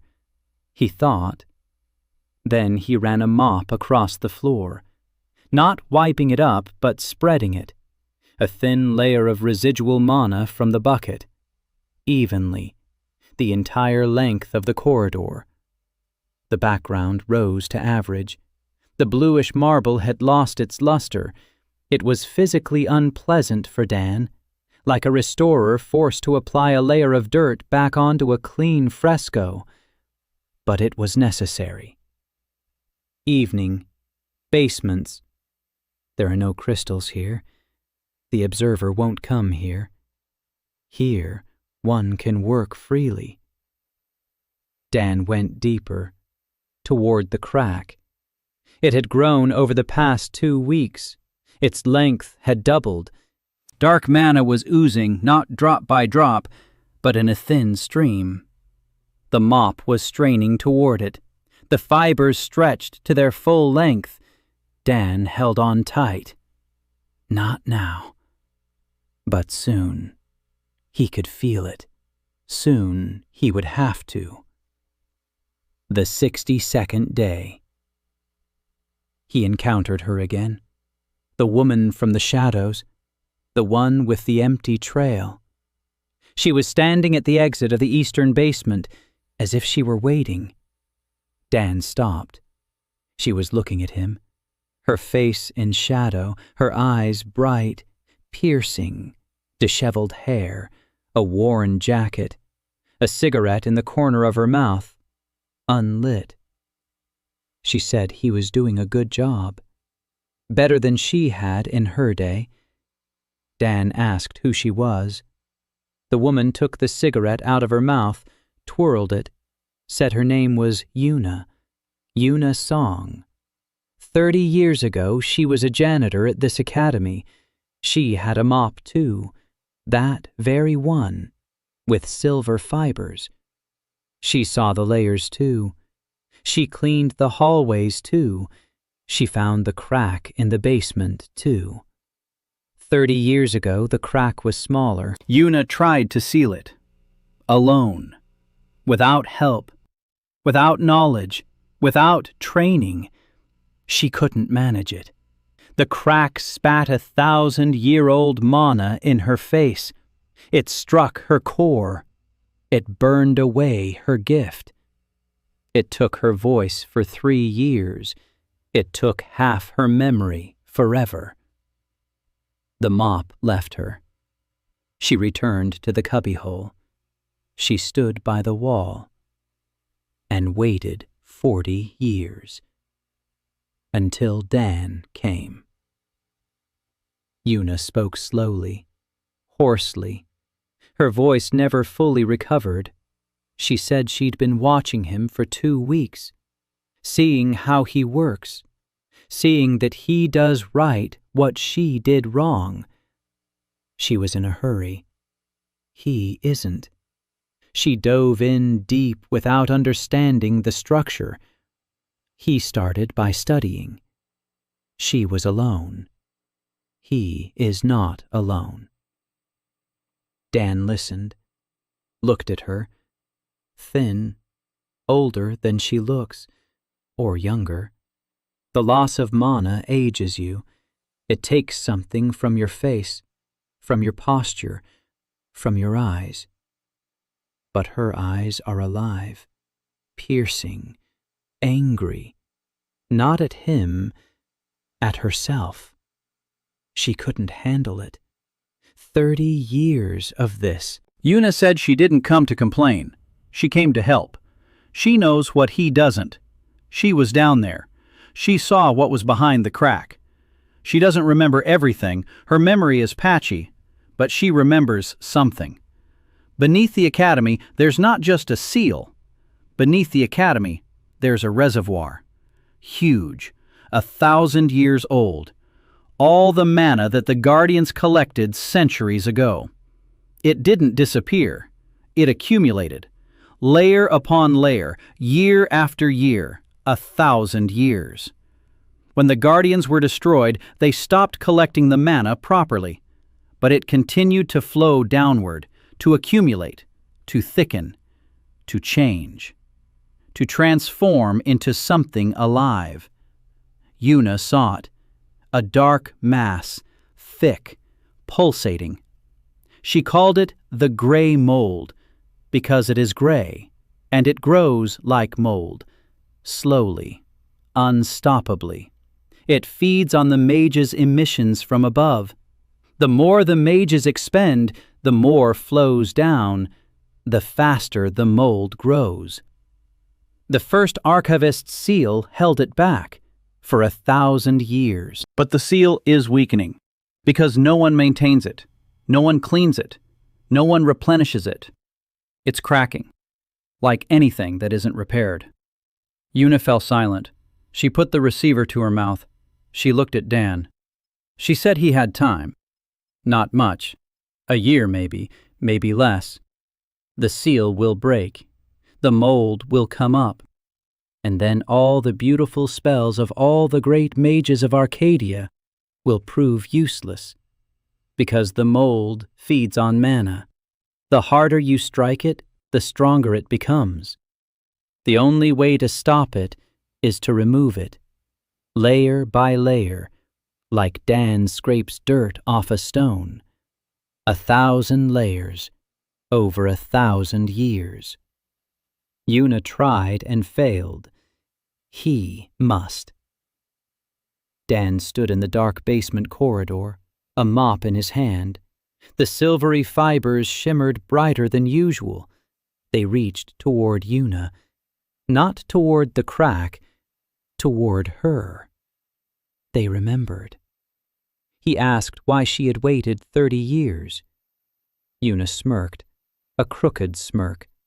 She said she had waited because the mop hadn't chosen a new one yet. And until it did, Una was the only one who knew what lay, the only one who could tell the next one. If she left, the knowledge would go with her, and that knowledge is also a layer, one that must not be lost. Dan nodded. He held out his hand. Una looked at his palm. Then she shook it. A firm handshake, dry, the hand of a woman who for 30 years had held with one hand the knowledge that was meant to be carried by 132 keepers. Una let go of his hand. She said she would come back tomorrow. She would show him the map of the basements, the part she remembers. She turned around. She left, cigarette in her teeth, back straight, her step heavy. Dan stood in the darkness. The mop glimmered. A crack behind the wall oozed quietly. 1,000 years of mana, 1,000 layers of alien extravagance. And he must remove them, layer by layer, without haste. He smirked. 3 days over a single square centimeter. What are 1,000 layers to a restorer? The 65th day. Una arrived at dawn. She brought a map, drawn by hand on a scrap of leather, crooked lines, a memory full of holes, but the essentials are there. 3 basement levels. The top one, the one where Dan found the workshop. The middle one, corridors that haven't been used in 200 years, flooded with mana up to her ankles. The lower level, there's a seal there. There's a crack there. There's the gray mold there. Una pointed. This is where she went down 30 years ago. This is where the mold struck. This is where she lay unconscious for 3 days until the old caretaker found her and dragged her back up. Dan studied the map. He asked questions. Una answered, slowly. Sometimes she fell silent for a moment. She was remembering, or trying to remember. Half her memory was empty, like pages torn from a book. She knew there had been something important there, but she couldn't remember what. Dan didn't rush her. They sat there for 2 hours. Then Una left. She said she'd be back tomorrow. and the day after, as long as it took. She had nowhere to hurry to. She'd waited 30 years. She could wait a little longer. The 68th day. The Inquisition observer had arrived. Dan saw him from the basement window, a tall man in a white cloak with a silver clasp shaped like an eye. His face was calm, professional, a mage analyst, not a fighter, a measurer. He had come to measure, to take readings, to look for anomalies. Dan worked according to Khan's plan, spot cleaning, leveling the background, no peaks, no dips, a flat field. The observer walked around the academy for 3 days, placing measuring crystals. He took readings. He recorded them. Dan followed him, not in person, through the traces. The observer left his magical imprint everywhere he placed a crystal. Analytical mana. Cold, precise, systematic. Dan could read his route from the traces and adjust the background a few hours before the observer arrived at a new location. Chess. Khan taught him to think in terms of positions. Dan learned. On the 4th day, the observer came to Khan. Dan was mopping the floor in the hall. A gray hoodie, number 77. A mop. The observer walked past without a glance. Cleaners are invisible. That is their curse and their protection. The observer asked Khan about the decrease in background activity in the training halls. Khan answered calmly. He said he had introduced a new training program, emphasis on control rather than power. The students began to expend less energy, a natural consequence. The observer took notes. He nodded. He left. Khan looked at Dan. Dan kept washing. On the 7th day, the observer presented a preliminary report to the rector. Dan learned the contents from Elsa. She had access to internal correspondence. 200 years in the library grant certain privileges. The report was inconclusive. A decrease in background mana was confirmed, 14% over 9 weeks, but the distribution was uniform. No local source of absorption. No anomalous zones. The decrease appeared to be a natural process. Possible causes: changes to the curriculum, seasonal fluctuations, fatigue of the runic systems. Recommendation: continue observation, repeat measurement in 3 months. Langdale read the report. He didn't believe it, but he couldn't dispute the data. The observer left. Dan exhaled, for the first time in a week. Khan placed 2 glasses on the board. Dan didn't drink. Khan drank both. He said it was the best game of his life, and they weren't even sitting at the board. The 70th day, the 3rd month. Una led Dan to the level of the basements. For the first time, a descent down an old staircase behind a wall at the far end of the laundry room. 41 steps. The stone was wet. The air was heavy. The mana was thick. Old. Hardened mana on the floor like ice. Silvery gray. Fragile in appearance. Hard to the touch. Dan sat down. He looked. Layers. Dozens. Hundreds. Each layer is a year, maybe 10 years. Mana has been flowing down here for centuries, through cracks in the floor of the upper basements, through seams in the stone, through drainage channels that clogged up and stopped working centuries ago. Una stood nearby. She watched. Her face was motionless. She had been here 30 years ago.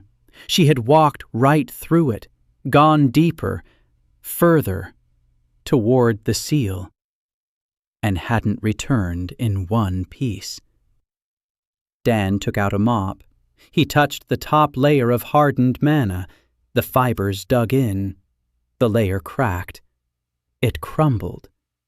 Beneath it was the next one, thicker, older. Dan removed that one too, and the next. 3 layers in 10 minutes.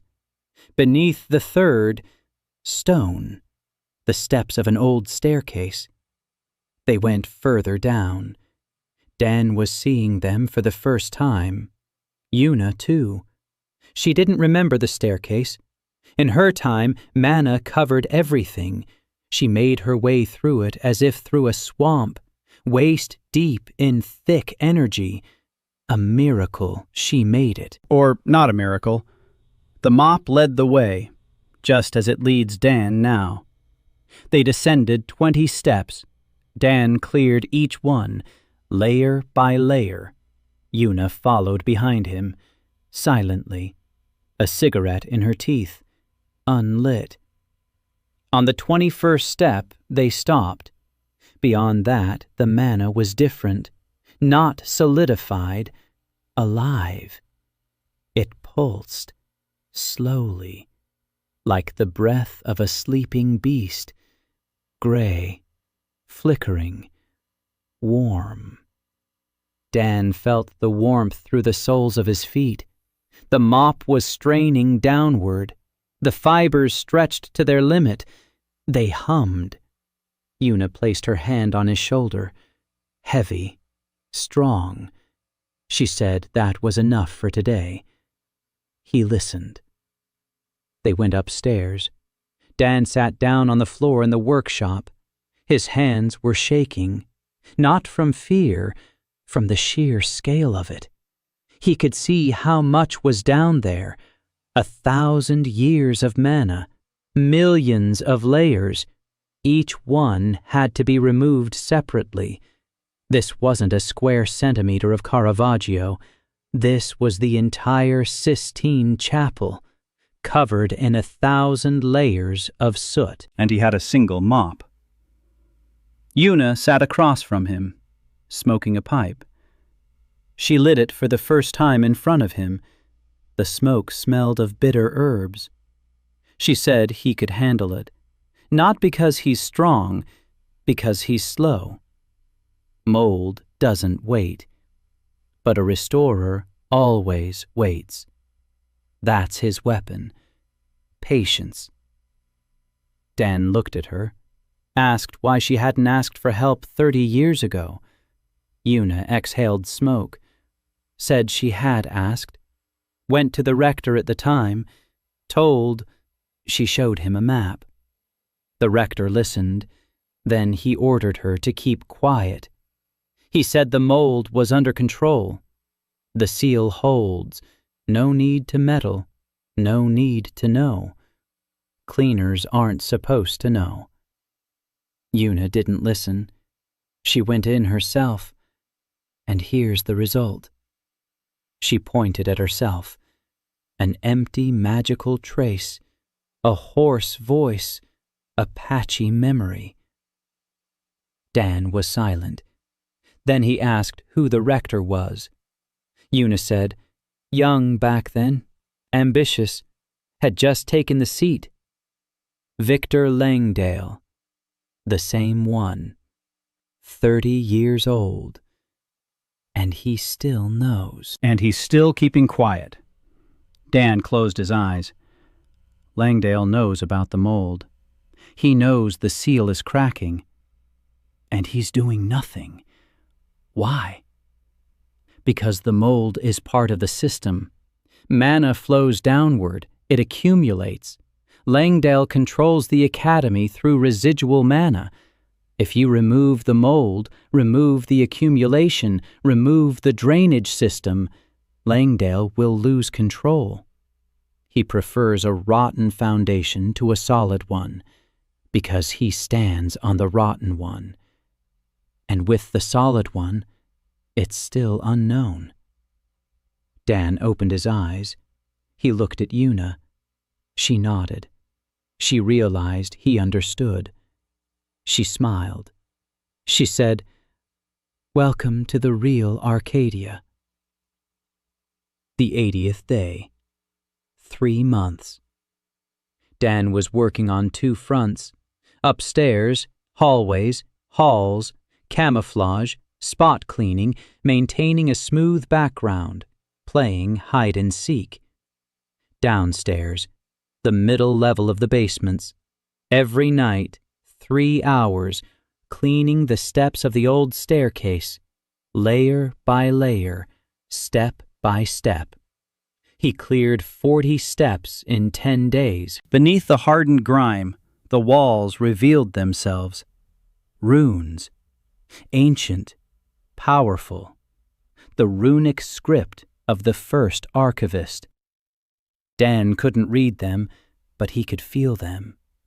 They were alive, sleeping, caked with centuries of grime, like a fresco beneath the plaster. He cleaned the runes, one by one. Each one glowed after being cleaned, with a quiet light, warm, golden. The walls came to life. The staircase leading down was no longer a dark descent into the abyss, but a path, built by someone, for someone, with care. Una came every night. She sat on the top step. She smoked. She watched Dan work. Sometimes she told him what she remembered, snippets, fragments. Down there, a room, large, round, a stone in the center, runes on the stone. It's a seal. Mold around the seal. Back then, 30 years ago, it was small, like a puddle, gray, pulsating. Una tried to clean it. The mop absorbed the first layer, the second, the third. On the fourth, the mold struck back. It threw mana back at her. Concentrated. Millennia old. Like the rinse water in which thousands of canvases had been soaked. Poisonous. Thick. It clogged the mop's channel. It struck her hands, her core, her memory. Una fell. The mop slipped from her hands, rolled away. The mold retreated, not because it was afraid, because it was sated. The 3 layers of mana the mop had absorbed, the mold took back, and added its own. Una lay in a pool of someone else's memory. 1,000 years of memories flooded her mind, fragments of the lives of mages who had long since died, their anger, their pride, their fears. All of this was contained in the mana drain. Mana isn't just energy. Mana is memory. Whoever discards it discards themselves.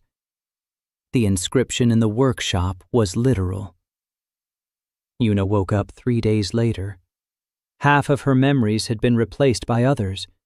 She remembered how an archmage 300 years ago had struck a student in the face. She remembered how a student had cried in the hallway after failing an exam.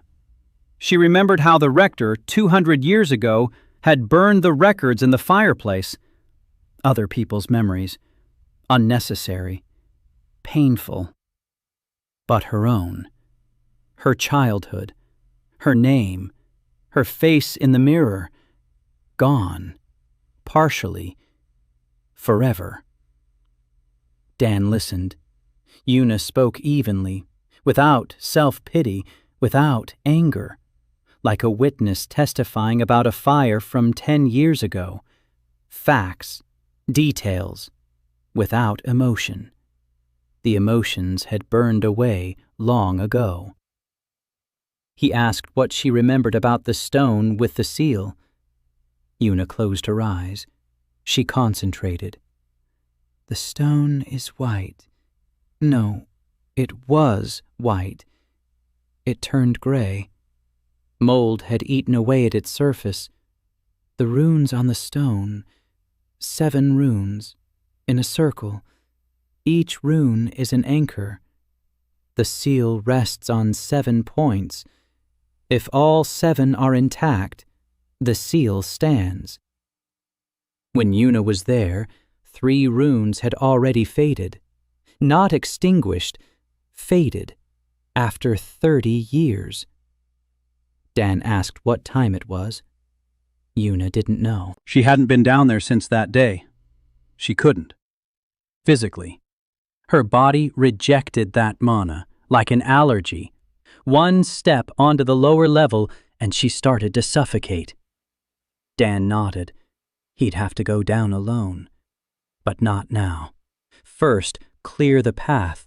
First, understand the structure. First, prepare the mixtures.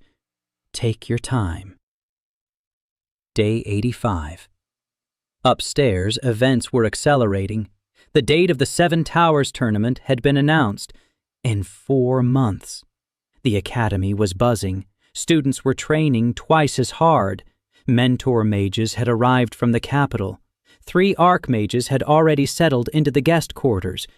The political houses began placing bets.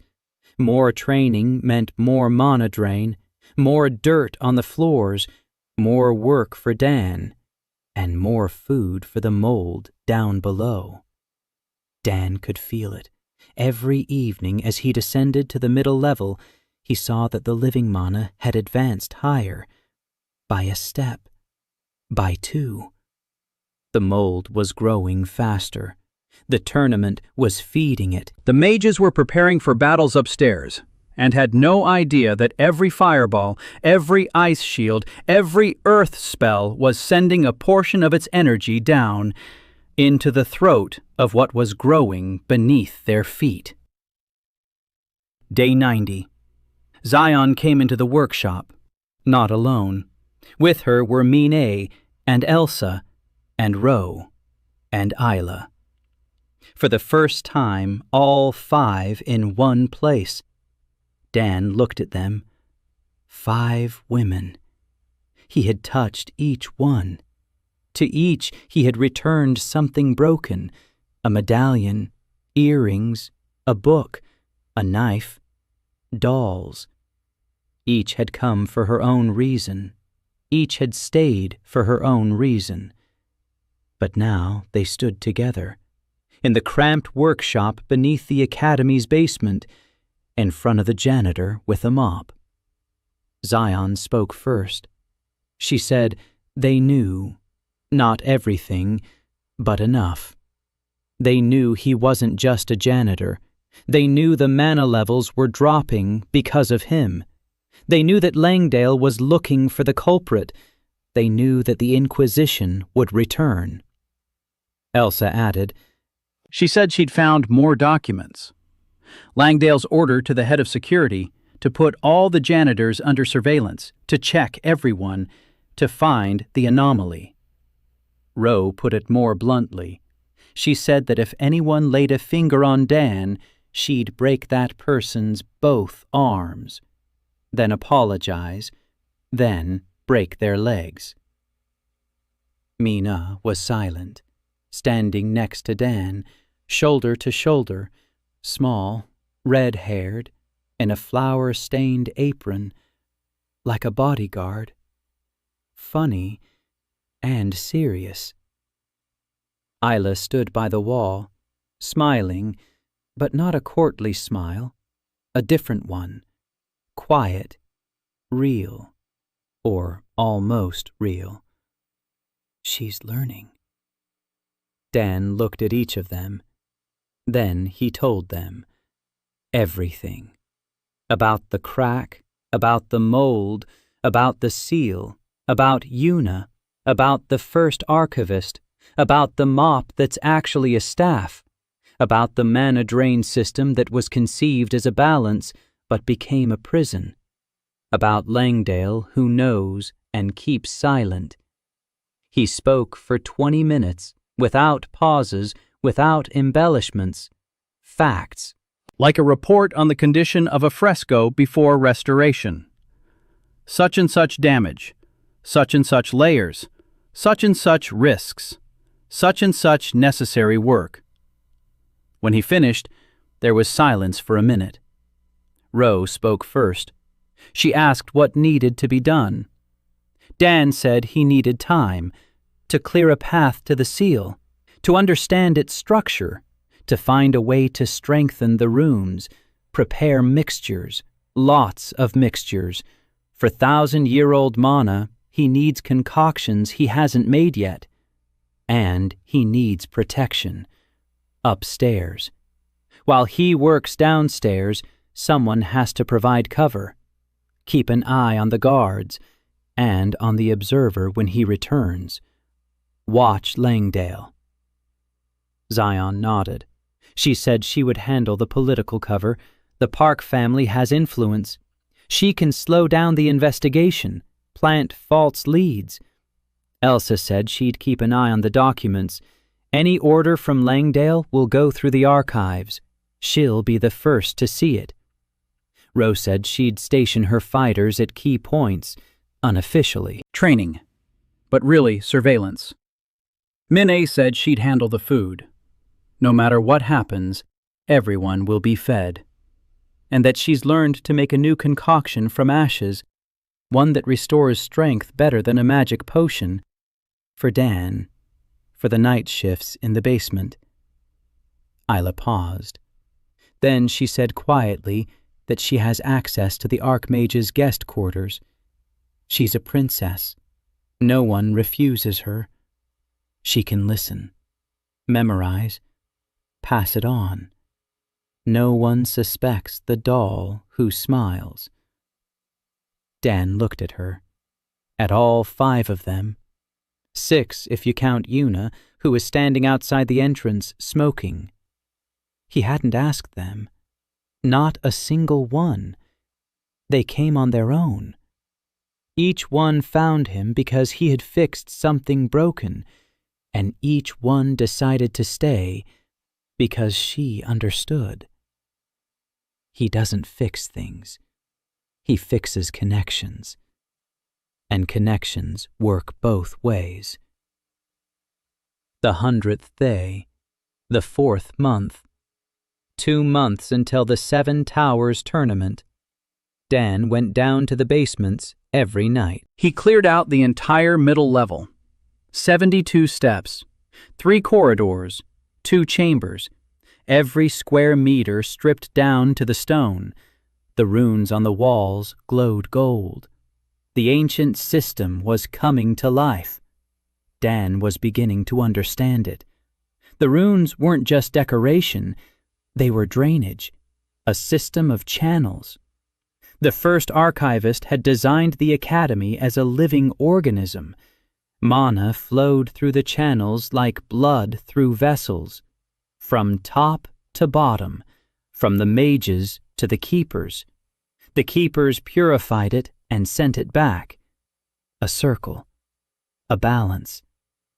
When the keepers were destroyed, the channels became clogged. Mana began to flow downward and accumulate. No return, no purification. 1,000 years of stagnation. Dan cleared the channels, one by one. Slow work, delicate.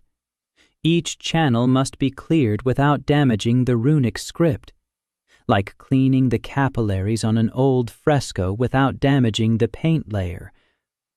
Una sat upstairs, waiting. Every morning she asked how things were going. Dan answered, slowly, but we're making progress. Una nodded, smoked, remained silent. Sometimes she said something, snippets, fragments of memory that surfaced at night. Once she said she remembered a voice, from stone, from the seal. When she fell and lay in someone else's memories, someone spoke to her, quietly, wearily. A man's voice, old, very old. He spoke one word, hold on. Again and again, hold on. Una didn't understand whose voice it was then. Now she thinks she knows. The first archivist.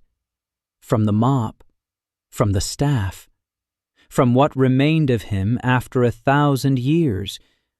He spoke to her, tried to help, couldn't. She wasn't the one, not the right tool for the job. Una was strong, quick, decisive, but restoration doesn't require strength. Patience. Dan was silent. Then he asked if she could hear the voice now. Una shook her head. The connection had been severed that day. The mop had fallen silent for her forever. Dan looked at the mop in his hand. The silvery fibers shimmered evenly, quietly. He didn't hear the voice. For now. Day 110. A storm is brewing upstairs.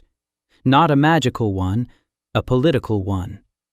3 noble houses have filed a protest with the Arcadia Council. Their heirs performed below expectations on the last exam. Who's to blame? The program is to blame. Khan is to blame. Anyone is to blame. Just not their children, who threw manna around like confetti and got used to a background supply that's no longer there. Khan stood before the council. Calm, direct, just like his chess game. He presented the data, graphs, tables. He showed that students with a strong core of their own had improved their performance, and those who depended on the background support had weakened. Conclusion: the background manna created an illusion of strength. The student's true level is only visible without it. The council was silent. Langdale was silent. He knew Khan was right, and he knew that no one here needed the truth. The protest was rejected, but Langdale remembered. Khan had become a nuisance. Day 115. Dan made it to the lower level. The final staircase, 20 steps down. Living manna on the floor, pulsating, warm, gray. He stood on the last clean step and looked down. Darkness, flickering, breathing, mold. He saw it. Not all of it. The edge. A gray mass. Alive. Moving slowly, like dough rising. Only dough doesn't look at you. But the mold was looking. Dan could feel it. Attention. Not intelligent, instinctive. Like mold on a wall senses moisture, the gray mold sensed manna. And Dan had manna. Not much, a weak core, but the mop was full. Weeks of work, thousands of absorbed layers. The mop was like a full jug of water before a thirsty man. The mold reached out. Dan stepped back, climbed 5 steps. The mold stopped. It receded. He sat on a step. He thought. He couldn't go down with the mop full of manna. The mold would sense it. It would reach out. It would attack. He had to go down empty. Empty the mop. Release everything he'd accumulated. But where? Manna doesn't disappear. It had to go somewhere. Dan thought for 3 days. Then he realized. Runes. The dormant runes on the walls of the middle level. The archivist's drainage system. He cleared the channels, but he didn't fill them. The channels are empty. They're waiting for manna. The right kind of manna. Purified manna. If he pours into them what the mop had collected over 3 months, the channels will come alive. The system will start working. Not all of it, partially, but that will be enough to create a counterflow. Manna will flow not only down, but also up, back, to those who lost it. Balance. That very balance the archivist wrote about. Dan began to pour it in, drop by drop, through the channel, night after night. The runes flashed, the channels filled, the system trembled like an engine that hadn't been started in 1,000 years, rusty, clogged, but alive. On the 7th night, the first channel began to work. Mana flowed upward, through the walls, through the stone, to the first floor corridors. Dan stood below and sensed that something had changed upstairs. Warmth, quiet, steady. Not the background noise of residual mana, pure energy. Like the difference between static and music. Upstairs, Zion woke up at 3 a.m. The medallion around her neck sang louder, not anxiously, joyfully, as if her mother were singing in her sleep beside her. In the library, Elsa looked up from her book. The runes on the shelves flashed. The books sighed. All at once, thousands of books. Just a little, barely noticeable. But Elsa noticed. She had waited 200 years for that sigh. Mina dropped a spoon in the kitchen of the back room. The broth in the pot changed color. It turned golden, pure, without ash, without additives, on its own. She tasted it. She closed her eyes. Perfect. The 120th day. Langdale sensed it. He was sitting in his office and suddenly froze. Something had changed. Manu inside his body stirred. It tugged, just a little, as if something down below had called out. The old system. He knew about it, knew it was dead. Every rector knew. The ancient drainage network.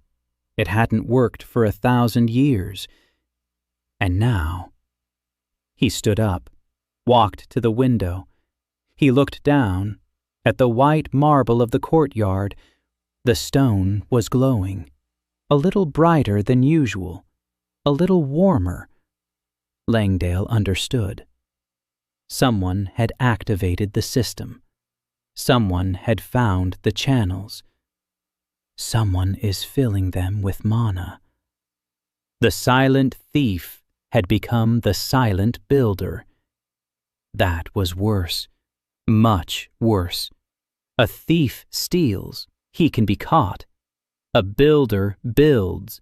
He cannot be stopped without destroying what he has built, and destroying what the archivist's system builds. Langdale wasn't sure he wanted to do that. He wasn't sure he could. He sat back down, opened the desk drawer, took out a bottle, poured, drank, looked at the portrait of the first archivist on the wall, an old man with kind eyes, a mop in his hand. No, a staff. Langdale had always thought it was a staff. Everyone thought so. But if you look closely at the portrait, there are silvery fibers at the end. He had never looked closely. He had been looking at that portrait for 20 years and hadn't seen it. Langdale finished his drink. He set the glass down. He decided that tomorrow he would call the head of the cleaning corps and talk to him. In person. Day 125. Langdale summoned Dan, not through the head of the corps, personally. A note in the storeroom, the rector's ink, the rector's seal. Janitor 77 to report to the rector's office. Immediately. Dan read it, folded the note, put it in his pocket, grabbed a mop. He went. The rector's office on the top floor of the main tower, large, bright, windows on all 4 sides. The entire academy lay at his feet. Langdale sat at the desk, not young, graying temples, an intelligent face, tired, attentive eyes, the rector's robe, black and gold. He looked at Dan, at the gray hoodie, at the mop, at the silvery fibers. He stared at the fibers for a long time. Then he said he knew. Not everything, but enough. He knew that Janitor 77 wasn't an ordinary janitor. He knew that the mop wasn't an ordinary mop. He knew that the sewers had come to life for the first time in 1,000 years, and that it was the man who mops the floors who had done it. Dan was silent. He listened. Langdale stood up. He walked over to the window. He spoke, not as the rector, as a man. He said he'd taken this position 20 years ago, young, ambitious, full of ideas. The first thing he did was study the Academy's history. He found records about the archivist system, about the keepers, about the balance. He realized the system was broken. He realized the mold was growing. He realized the seal was weakening. And he was afraid. 20 years ago, he could have tried to fix it. Find the keepers. Restore the channels. Restore the balance. But that would mean admitting that 1,000 years had been a mistake. That the entire power structure of the Academy was built on rotten foundations. That the noble houses were wrong. That mages were not superior. That the cleaners were not inferior. That the entire hierarchy was a lie. Langdale looked at Dan. He admitted he couldn't do it. He lacked the courage. He lacked the faith. He lacked something that Dan had and he didn't. He chose the easier path. To control the decay. To slow it down. To hold it back. Not to fix it, but to sustain it. Like a doctor who doesn't cure the disease, but relieves the symptoms. 20 years. The seal was cracking. Mold was growing. Langdale held it. Every day. Every night. For 20 years he spent part of his mana feeding the seal. In secret. No one knew. Every evening he went down his private passage to the basement. He touched the stone. He poured in mana. He returned. Over 20 years, he had spent half his reserve. He had aged 20 years more than he should have. He was tired. So tired that his bones ached from exhaustion. And then the janitor came, with that very same mop. And in 3 months, he did more than the rector had in 20 years. Langdale fell silent. He stood by the window. His back was straight, but his shoulders were slumped. Like a man who had carried a burden for too long and only now realized he could have called for help. Dan looked at him. He saw his magical trail, exhausted, dull, once powerful, now burnt out. 20 years of feeding mana into the seal without replenishment, without balance. Langdale had done the same thing Dan had done, only wrong. He had filled the crack instead of repairing the wall. Dan spoke, quietly, without accusation, without anger. He said he understood, that Langdale wasn't a villain, that he'd done what he could, but that what he could do wasn't enough. The seal was cracking faster than Langdale could sustain it. The mold was growing faster than he could contain it, and the Seven Towers tournament would speed everything up. Hundreds of mages, thousands of spells, streams of mana. It will all pour down. The mold will feast. The seal will burst. Langdale knows it. Langdale turned. He looked at Dan. His eyes were red from lack of sleep. 20 years of lack of sleep. He asked what Dan was proposing.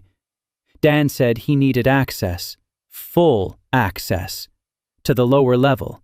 No guards, no surveillance, no questions. He needs time.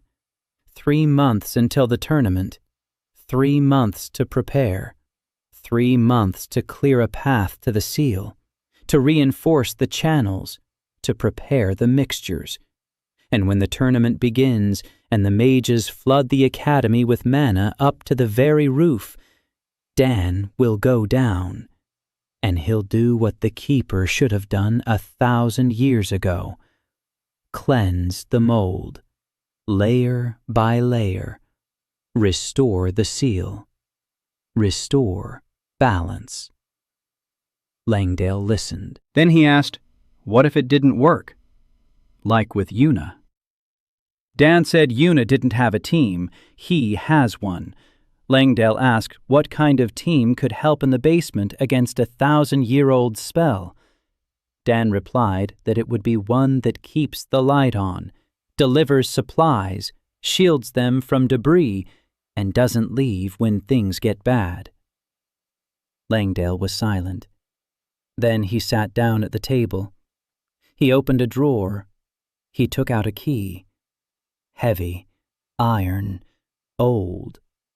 The key to the lower level. He placed it on the table. Dan took it. Langdale said one more thing, that he had been wrong 30 years ago, when he ordered Una to be silent, when he didn't help her, when he turned a blind eye. He didn't ask for forgiveness, not that kind of man, but he said it. And for Langdale, that was more than an apology. Dan nodded. He left, the key in his pocket, heavy, cold. 3 months, day 130, preparation. Dan worked harder than ever. Camouflage upstairs during the day, basements at night. He cleared the path to the lower level completely. Every step, every wall, every channel. The drainage system was operating at 30% capacity. Mana flowed through the channels, up and down. The academy was changing, slowly, quietly, but changing. Kyle Wren won the faculty qualifying tournament, with half as many spells as before and 4 times the accuracy. Hans stood by the wall and nodded. Zion smiled in public, for the 2nd time that year. Mina was already feeding 50 people. Her kitchen in the back room had become legendary among the non-magical academy staff. The head chef noticed that ingredients were disappearing. He started keeping an eye on things. Mina didn't care. She cooked and smiled. Ro brought her brother to Mina for lunch. 41 ate in silence, but he came on his own, without an invitation, every day. Once he called Ro little sister, quietly, between spoonfuls of soup. Ro dropped her plate. She didn't notice. Isla brought tea to the workshop. Every evening, in a porcelain teapot, with 2 cups, one for Dan, one for herself. They drank in silence, without words, without smiles, just side by side. 2 people who know how to be silent together. Elsa translated all available texts on the seal. 7 runes, 7 anchors. Each rune is tied to an element: fire, water, earth, air, light, darkness, and the 7th, nameless. Elsa found no translation. A symbol that doesn't appear anywhere else in the archives. Una said she remembers the 7th rune. It glowed brighter than the rest, even when the other 3 had dimmed. The 7th burned, as if it held more mana, or a different kind of mana. Not elemental, human, Dan thought. The archivist's staff. A mop. 7 runes. The staff was part of the seal. The first archivist had imbued himself into the staff, and the staff was the 7th anchor. When the staff was taken from the basement and turned into a mop, the 7th anchor weakened. It didn't go out. The staff is alive. The archivist is alive within it. But he is far from the seal, 1,000 years. It must be returned. We need to bring the mop to the stone, insert it into the 7th position, close the circle. Dan looked at the mop. The silvery fibers glowed brightly, brighter than ever, as if to confirm it. Tournament day. The 150th day at the Academy. Arcadia was buzzing. The stands were packed. Archmages in the boxes, noble houses beneath their crests, thousands of spectators. Magical projections broadcast the battles across the entire continent. In the arena, students fight for the title of First Staff. Fire, ice, lightning, earthen walls, each spell more powerful than the last, each battle more spectacular, louder, more extravagant. The mages spare no mana. They fling it like confetti. Mana drips from the arena in streams. Through the stone, through the cracks, down to the mold. Dan could feel it. Standing in the back corridor beneath the arena, he felt the floor tremble. Not from the impact of spells, from what lay beneath the floor. The mold was eating, greedily, quickly. For the first time in years, it had received so much food at once. Dan closed his eyes. Too soon. Still too soon. The tournament had to reach the final. Maximum output, maximum load on the mold. It would swell. It would become flabby from overeating, like an overfed creature that can't move. And then, noon. The final battle. Kyle Wren against a student from House Gray's. Dan heard the roar of the crowd above, explosions of spells, a rumble. Kyle struck precisely, cleanly, without excess. 3 months in the purified hall had taught him, but his opponent struck the old way, powerfully, excessively. The arena shook. Mana poured down in a torrent, and then the floor cracked. Not the arena, the floor beneath the arena. The basement. The crack ran from the east wall to the center, wide as a palm. From it a gray mist poured out, thick, warm, alive. Mold. It had broken free. Not all of it. A tongue, a tentacle, a test release. The mist filled the back corridor in seconds. Dan stepped back, grabbed a mop. The fibers burned with a white light, bright, menacing. It was the first time he'd seen them like that. Someone screamed from above. The arena floor began to sink. Spectators jumped to their feet. The mages in the stands sensed it. That was wrong. Something was crawling up from below. Khan reacted first. "Evacuate the stands!" His voice cut through the crowd's noise, a combat order. The students led the spectators out. Ro was in command at the north exit. Her combat squad worked like a machine, quickly, precisely, without panic.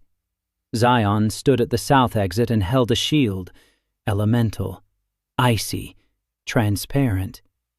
Behind it, the crowd. Zion kept the panic from getting inside and the mold from getting out. Langdale was in the arena. He was striking the gray mist with spells, powerful ones, rector-level ones, fire, light, pure energy. The mold was absorbing everything. Every spell made it thicker, denser, stronger. Langdale realized it in 10 seconds. He stopped, looked down, at the crack, at the gray mist, then turned. His eyes found the service entrance. Dan was standing there, with a mop, with a bucket, with 3 vials of potions on his belt. Langdale nodded, once, heavily, like a man who is finally letting go of what he's been holding on to for 20 years. Dan walked down. He didn't run. He walked, calmly, down the steps he'd cleared himself, past the runes he himself had awakened, along the channels he himself had filled. 6 women followed him, Zion with a lantern of cold fire, Mine with a basket of potions and food, Elsa with a book of translations of runic formulas, Ro with a sword on her shoulder and her brother behind her. 41 came on his own. They didn't ask him. He just came. Isla with a teapot, full of hot tea, because Dan would be working for a long time, and he would need tea. Una walked last, a pipe between her teeth. Unlit, she reached the step where the living manna began. Her body trembled. Rejection. 30 years of allergies. She clenched her teeth, took a step, another. Dan turned around. Una was standing on the living manna, pale, shaking, but standing. She said hoarsely that last time she had fallen here, this time she wouldn't fall. The lower level. A room. Round. Large. A stone in the center. White. No, gray. Covered entirely in mold. The runes on the stone were barely visible beneath the gray mass. 7 runes. 7 anchors. 4 were dead. 2 flickered dimly. 1, the 7th. It burned. Faintly, but it burned. It waited. Around the stone was mold, not a puddle like 30 years ago. The lake. Gray. Pulsating. Filling the entire room up to his waist. It was breathing. It was watching. It was waiting. Dan stepped in, waist deep in gray sludge, a mop in his hands. The fibers were burning.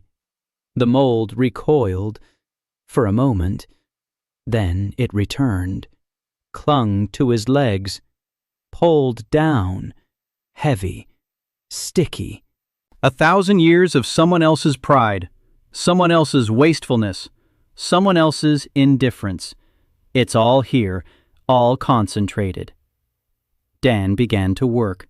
First the top layer, the freshest, today's, the tournament's manna, hot, loose, easy. The mop absorbed it in minutes. Dan released it into the nearest drain. The drain took it, carried it upstairs. The second layer, yesterday's, denser, heavier. The mop worked. The third, the fourth, the fifth. An hour of work. Dan stood waist deep in mold, peeling away the layers, methodically, calmly, like a fresco. like an angel he hadn't finished cleaning in a past life. Only here it wasn't an angel. Here it was 1,000 years of someone else's filth, and he was the only one who could clean it up. The mold resisted, pressed down, pulsed. It tried to pour someone else's memories into him, just as it had poured them into Una. Dan felt them. Fragments. A mage's anger from 300 years ago. A nobleman's pride from 500 years ago. A student's fear from 700 years ago. They poured into him like dirty water. Dan didn't let them in. He shut himself off. Just as he sealed the pores of the varnish while cleaning, don't let anything in, only out, only through the mop, only into the drains. 2 hours, 3. The mold level was dropping.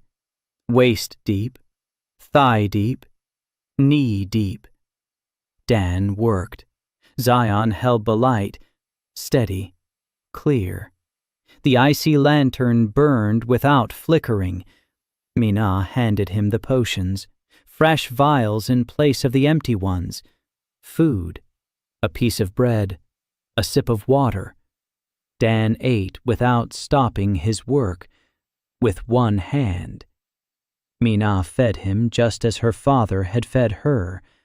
No questions, no conditions. Elsa read the runes. She prompted him. This rune is fire. Clean this one with the hot mixture. This one is water, a cold mixture. Switch it up. Rose stood at the entrance, sword drawn. The mold reached toward her. Rose struck, not with magic, with her sword. The blade sliced through the gray mass. It disintegrated and flowed back toward the center. Rose slashed and slashed, silently, evil. Every blow for her brother, for the 15 years that had been stolen from them. 41 stood beside her, unarmed, without magic, just standing there, shoulder to shoulder, just as he stood when he was cleaning next to Dan. A quiet presence, a quiet strength. Ayla sat on the top step, brewing tea. A new kettle every half hour, passing it down the line. A cup of hot tea every 30 minutes. Dan drank and worked, drank and worked. Una stood by the wall, shivering, but standing, watching. She saw what she hadn't been able to do 30 years ago. Now someone else was doing it. Not alone, with a team. Right. 4 hours. 5. Dan reached the stone. The mold around it was the oldest, the first layers, the densest, the heaviest. The mop vibrated in his hands. The fibers glowed white-hot. Dan peeled away layer after layer. Runes emerged beneath them. 1, 2, 3, 4 dead runes. Dan cleaned them. Beneath the mold, they weren't dead, clogged. Like those runes in the corridors above. Not broken, clogged. He cleared each one. A drop of purified mana from the channels. The rune flared, dim, but alive. The first came to life. The second, the third, the fourth. 5 runes are burning. 6. The 7th anchor remained, empty, waiting. Dan looked at the mop, at the first archivist's staff. 1,000 years in the form of a mop, 1,000 years of waiting. He approached the stone. He found the 7th socket, a hollow in the stone, round, the size of a handle. Dan placed the mop in the socket. The handle fit perfectly, like a key in a lock. Silvery fibers flared, with golden light, bright, warm. Light filled the room. 7 runes burned in a ring. The seal closed. The mold screamed, not with sound, with vibration. Dan's whole body trembled. The gray mass surged toward the stone, tried to flood it, to engulf it, to suffocate it. The seal held. 7 runes blazed. The channels hummed, flowed, up, down, all around. Balance. The mold contracted, melted, layer by layer. The seal ground it down. It didn't destroy it. It purified it. It transformed the millennia-old filth back into pure manna and sent it up through the channels, back to where it came from, to the mages, to the students, to the walls, to the stone, to the academy. 6 hours. Dan stood by the stone and held the mop in its socket. He didn't move. He couldn't. The seal was drawing something out of him, not manna, attention, presence. It demanded that someone be here, someone alive, someone who sees the layers and takes their time, a restorer. Dan held on. By dawn, the mold had vanished. The room was clean. The walls shone. White stone in the center, 7 runes, golden light. An inscription appeared on the stone. Ancient, the very one. Elsa read it aloud. There is enough manna for everyone who takes their time. And then the mop spoke, not with sound, with vibration, straight into her head. An old voice, tired, warm. The voice of a man who had held on alone for 1,000 years. He said thank you for taking it on, said he was tired of holding on alone. Dan stood there, drenched in sweat and gray manna, exhausted. His hands were shaking, his knees were buckling, his back was burning. He said quietly that he could have asked. He would have agreed anyway. The voice fell silent for a long time. Then it replied that next time it would ask, and fell silent, not because it was tired, because it no longer needed to hold on alone. Dan let go of the mop. It stood in its holder by itself. The silvery fibers shimmered evenly, calmly, like the breath of a man who had finally fallen asleep after 1,000 years of insomnia. Dan sat down on the floor, right on the clean stone, the stone floor of the lower level. 1,000 years ago, the builders of Arcadia had laid it, bluish marble, the very same, like in the western corridor, like in the original masonry. Clean, beautiful, authentic. And he began to cry. For the first time since his death in Boston, not from grief, not from joy, from a sense of completion, like a restorer who had removed the final layer and finally saw what lay beneath, the original, just as the master had intended. Zion handed him a cup of tea. Minet had brewed it. Hot, golden, pure, unadulterated. Ayla placed a doll on his lap. That first one, with the repaired face, a small porcelain talisman, without words. Elsa sat down beside him. She opened a book, a children's collection of elven lullabies, repaired with a runic thread of the mother's mana. She began to read, in a whisper, in Elvish, a lullaby. Rose stood by the door, leaned her sword against the wall, folded her arms, blocked the entrance, so no one would come in, so this moment would remain theirs. 41 stood beside her, quiet, calm, in his place for the first time in 15 years. Una sank to the step. She took out a pipe, lit it, took a drag, exhaled the smoke. Bitter herbs. She looked at the stone with 7 runes, at the mop that was a staff, at the janitor who was a restorer.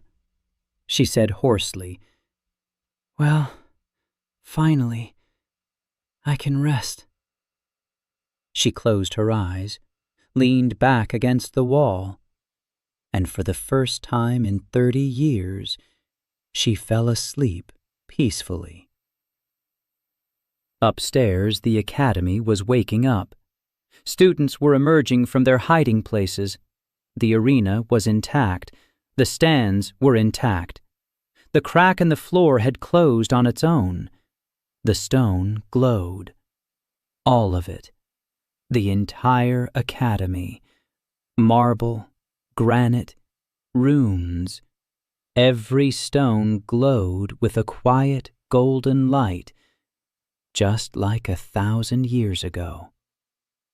The mages stood and watched. They didn't understand. Khan understood. He stood at the edge of the arena. He looked at the light in the stone. Then he looked down at the service entrance. He smiled. For the first time in 30 years of teaching. Langdale stood by the window of his office. He looked at the academy. The stone shone. The air was clear. The runes burned with full brilliance. The mana channel pulsed within the walls.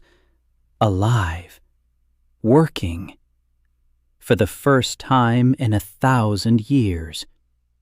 He felt the mana returning to him, not from the reservoir, from the channels. Pure, warm, free. For 20 years he had been giving it away. Now the system was giving back. His hands stopped trembling for the first time in 10 years.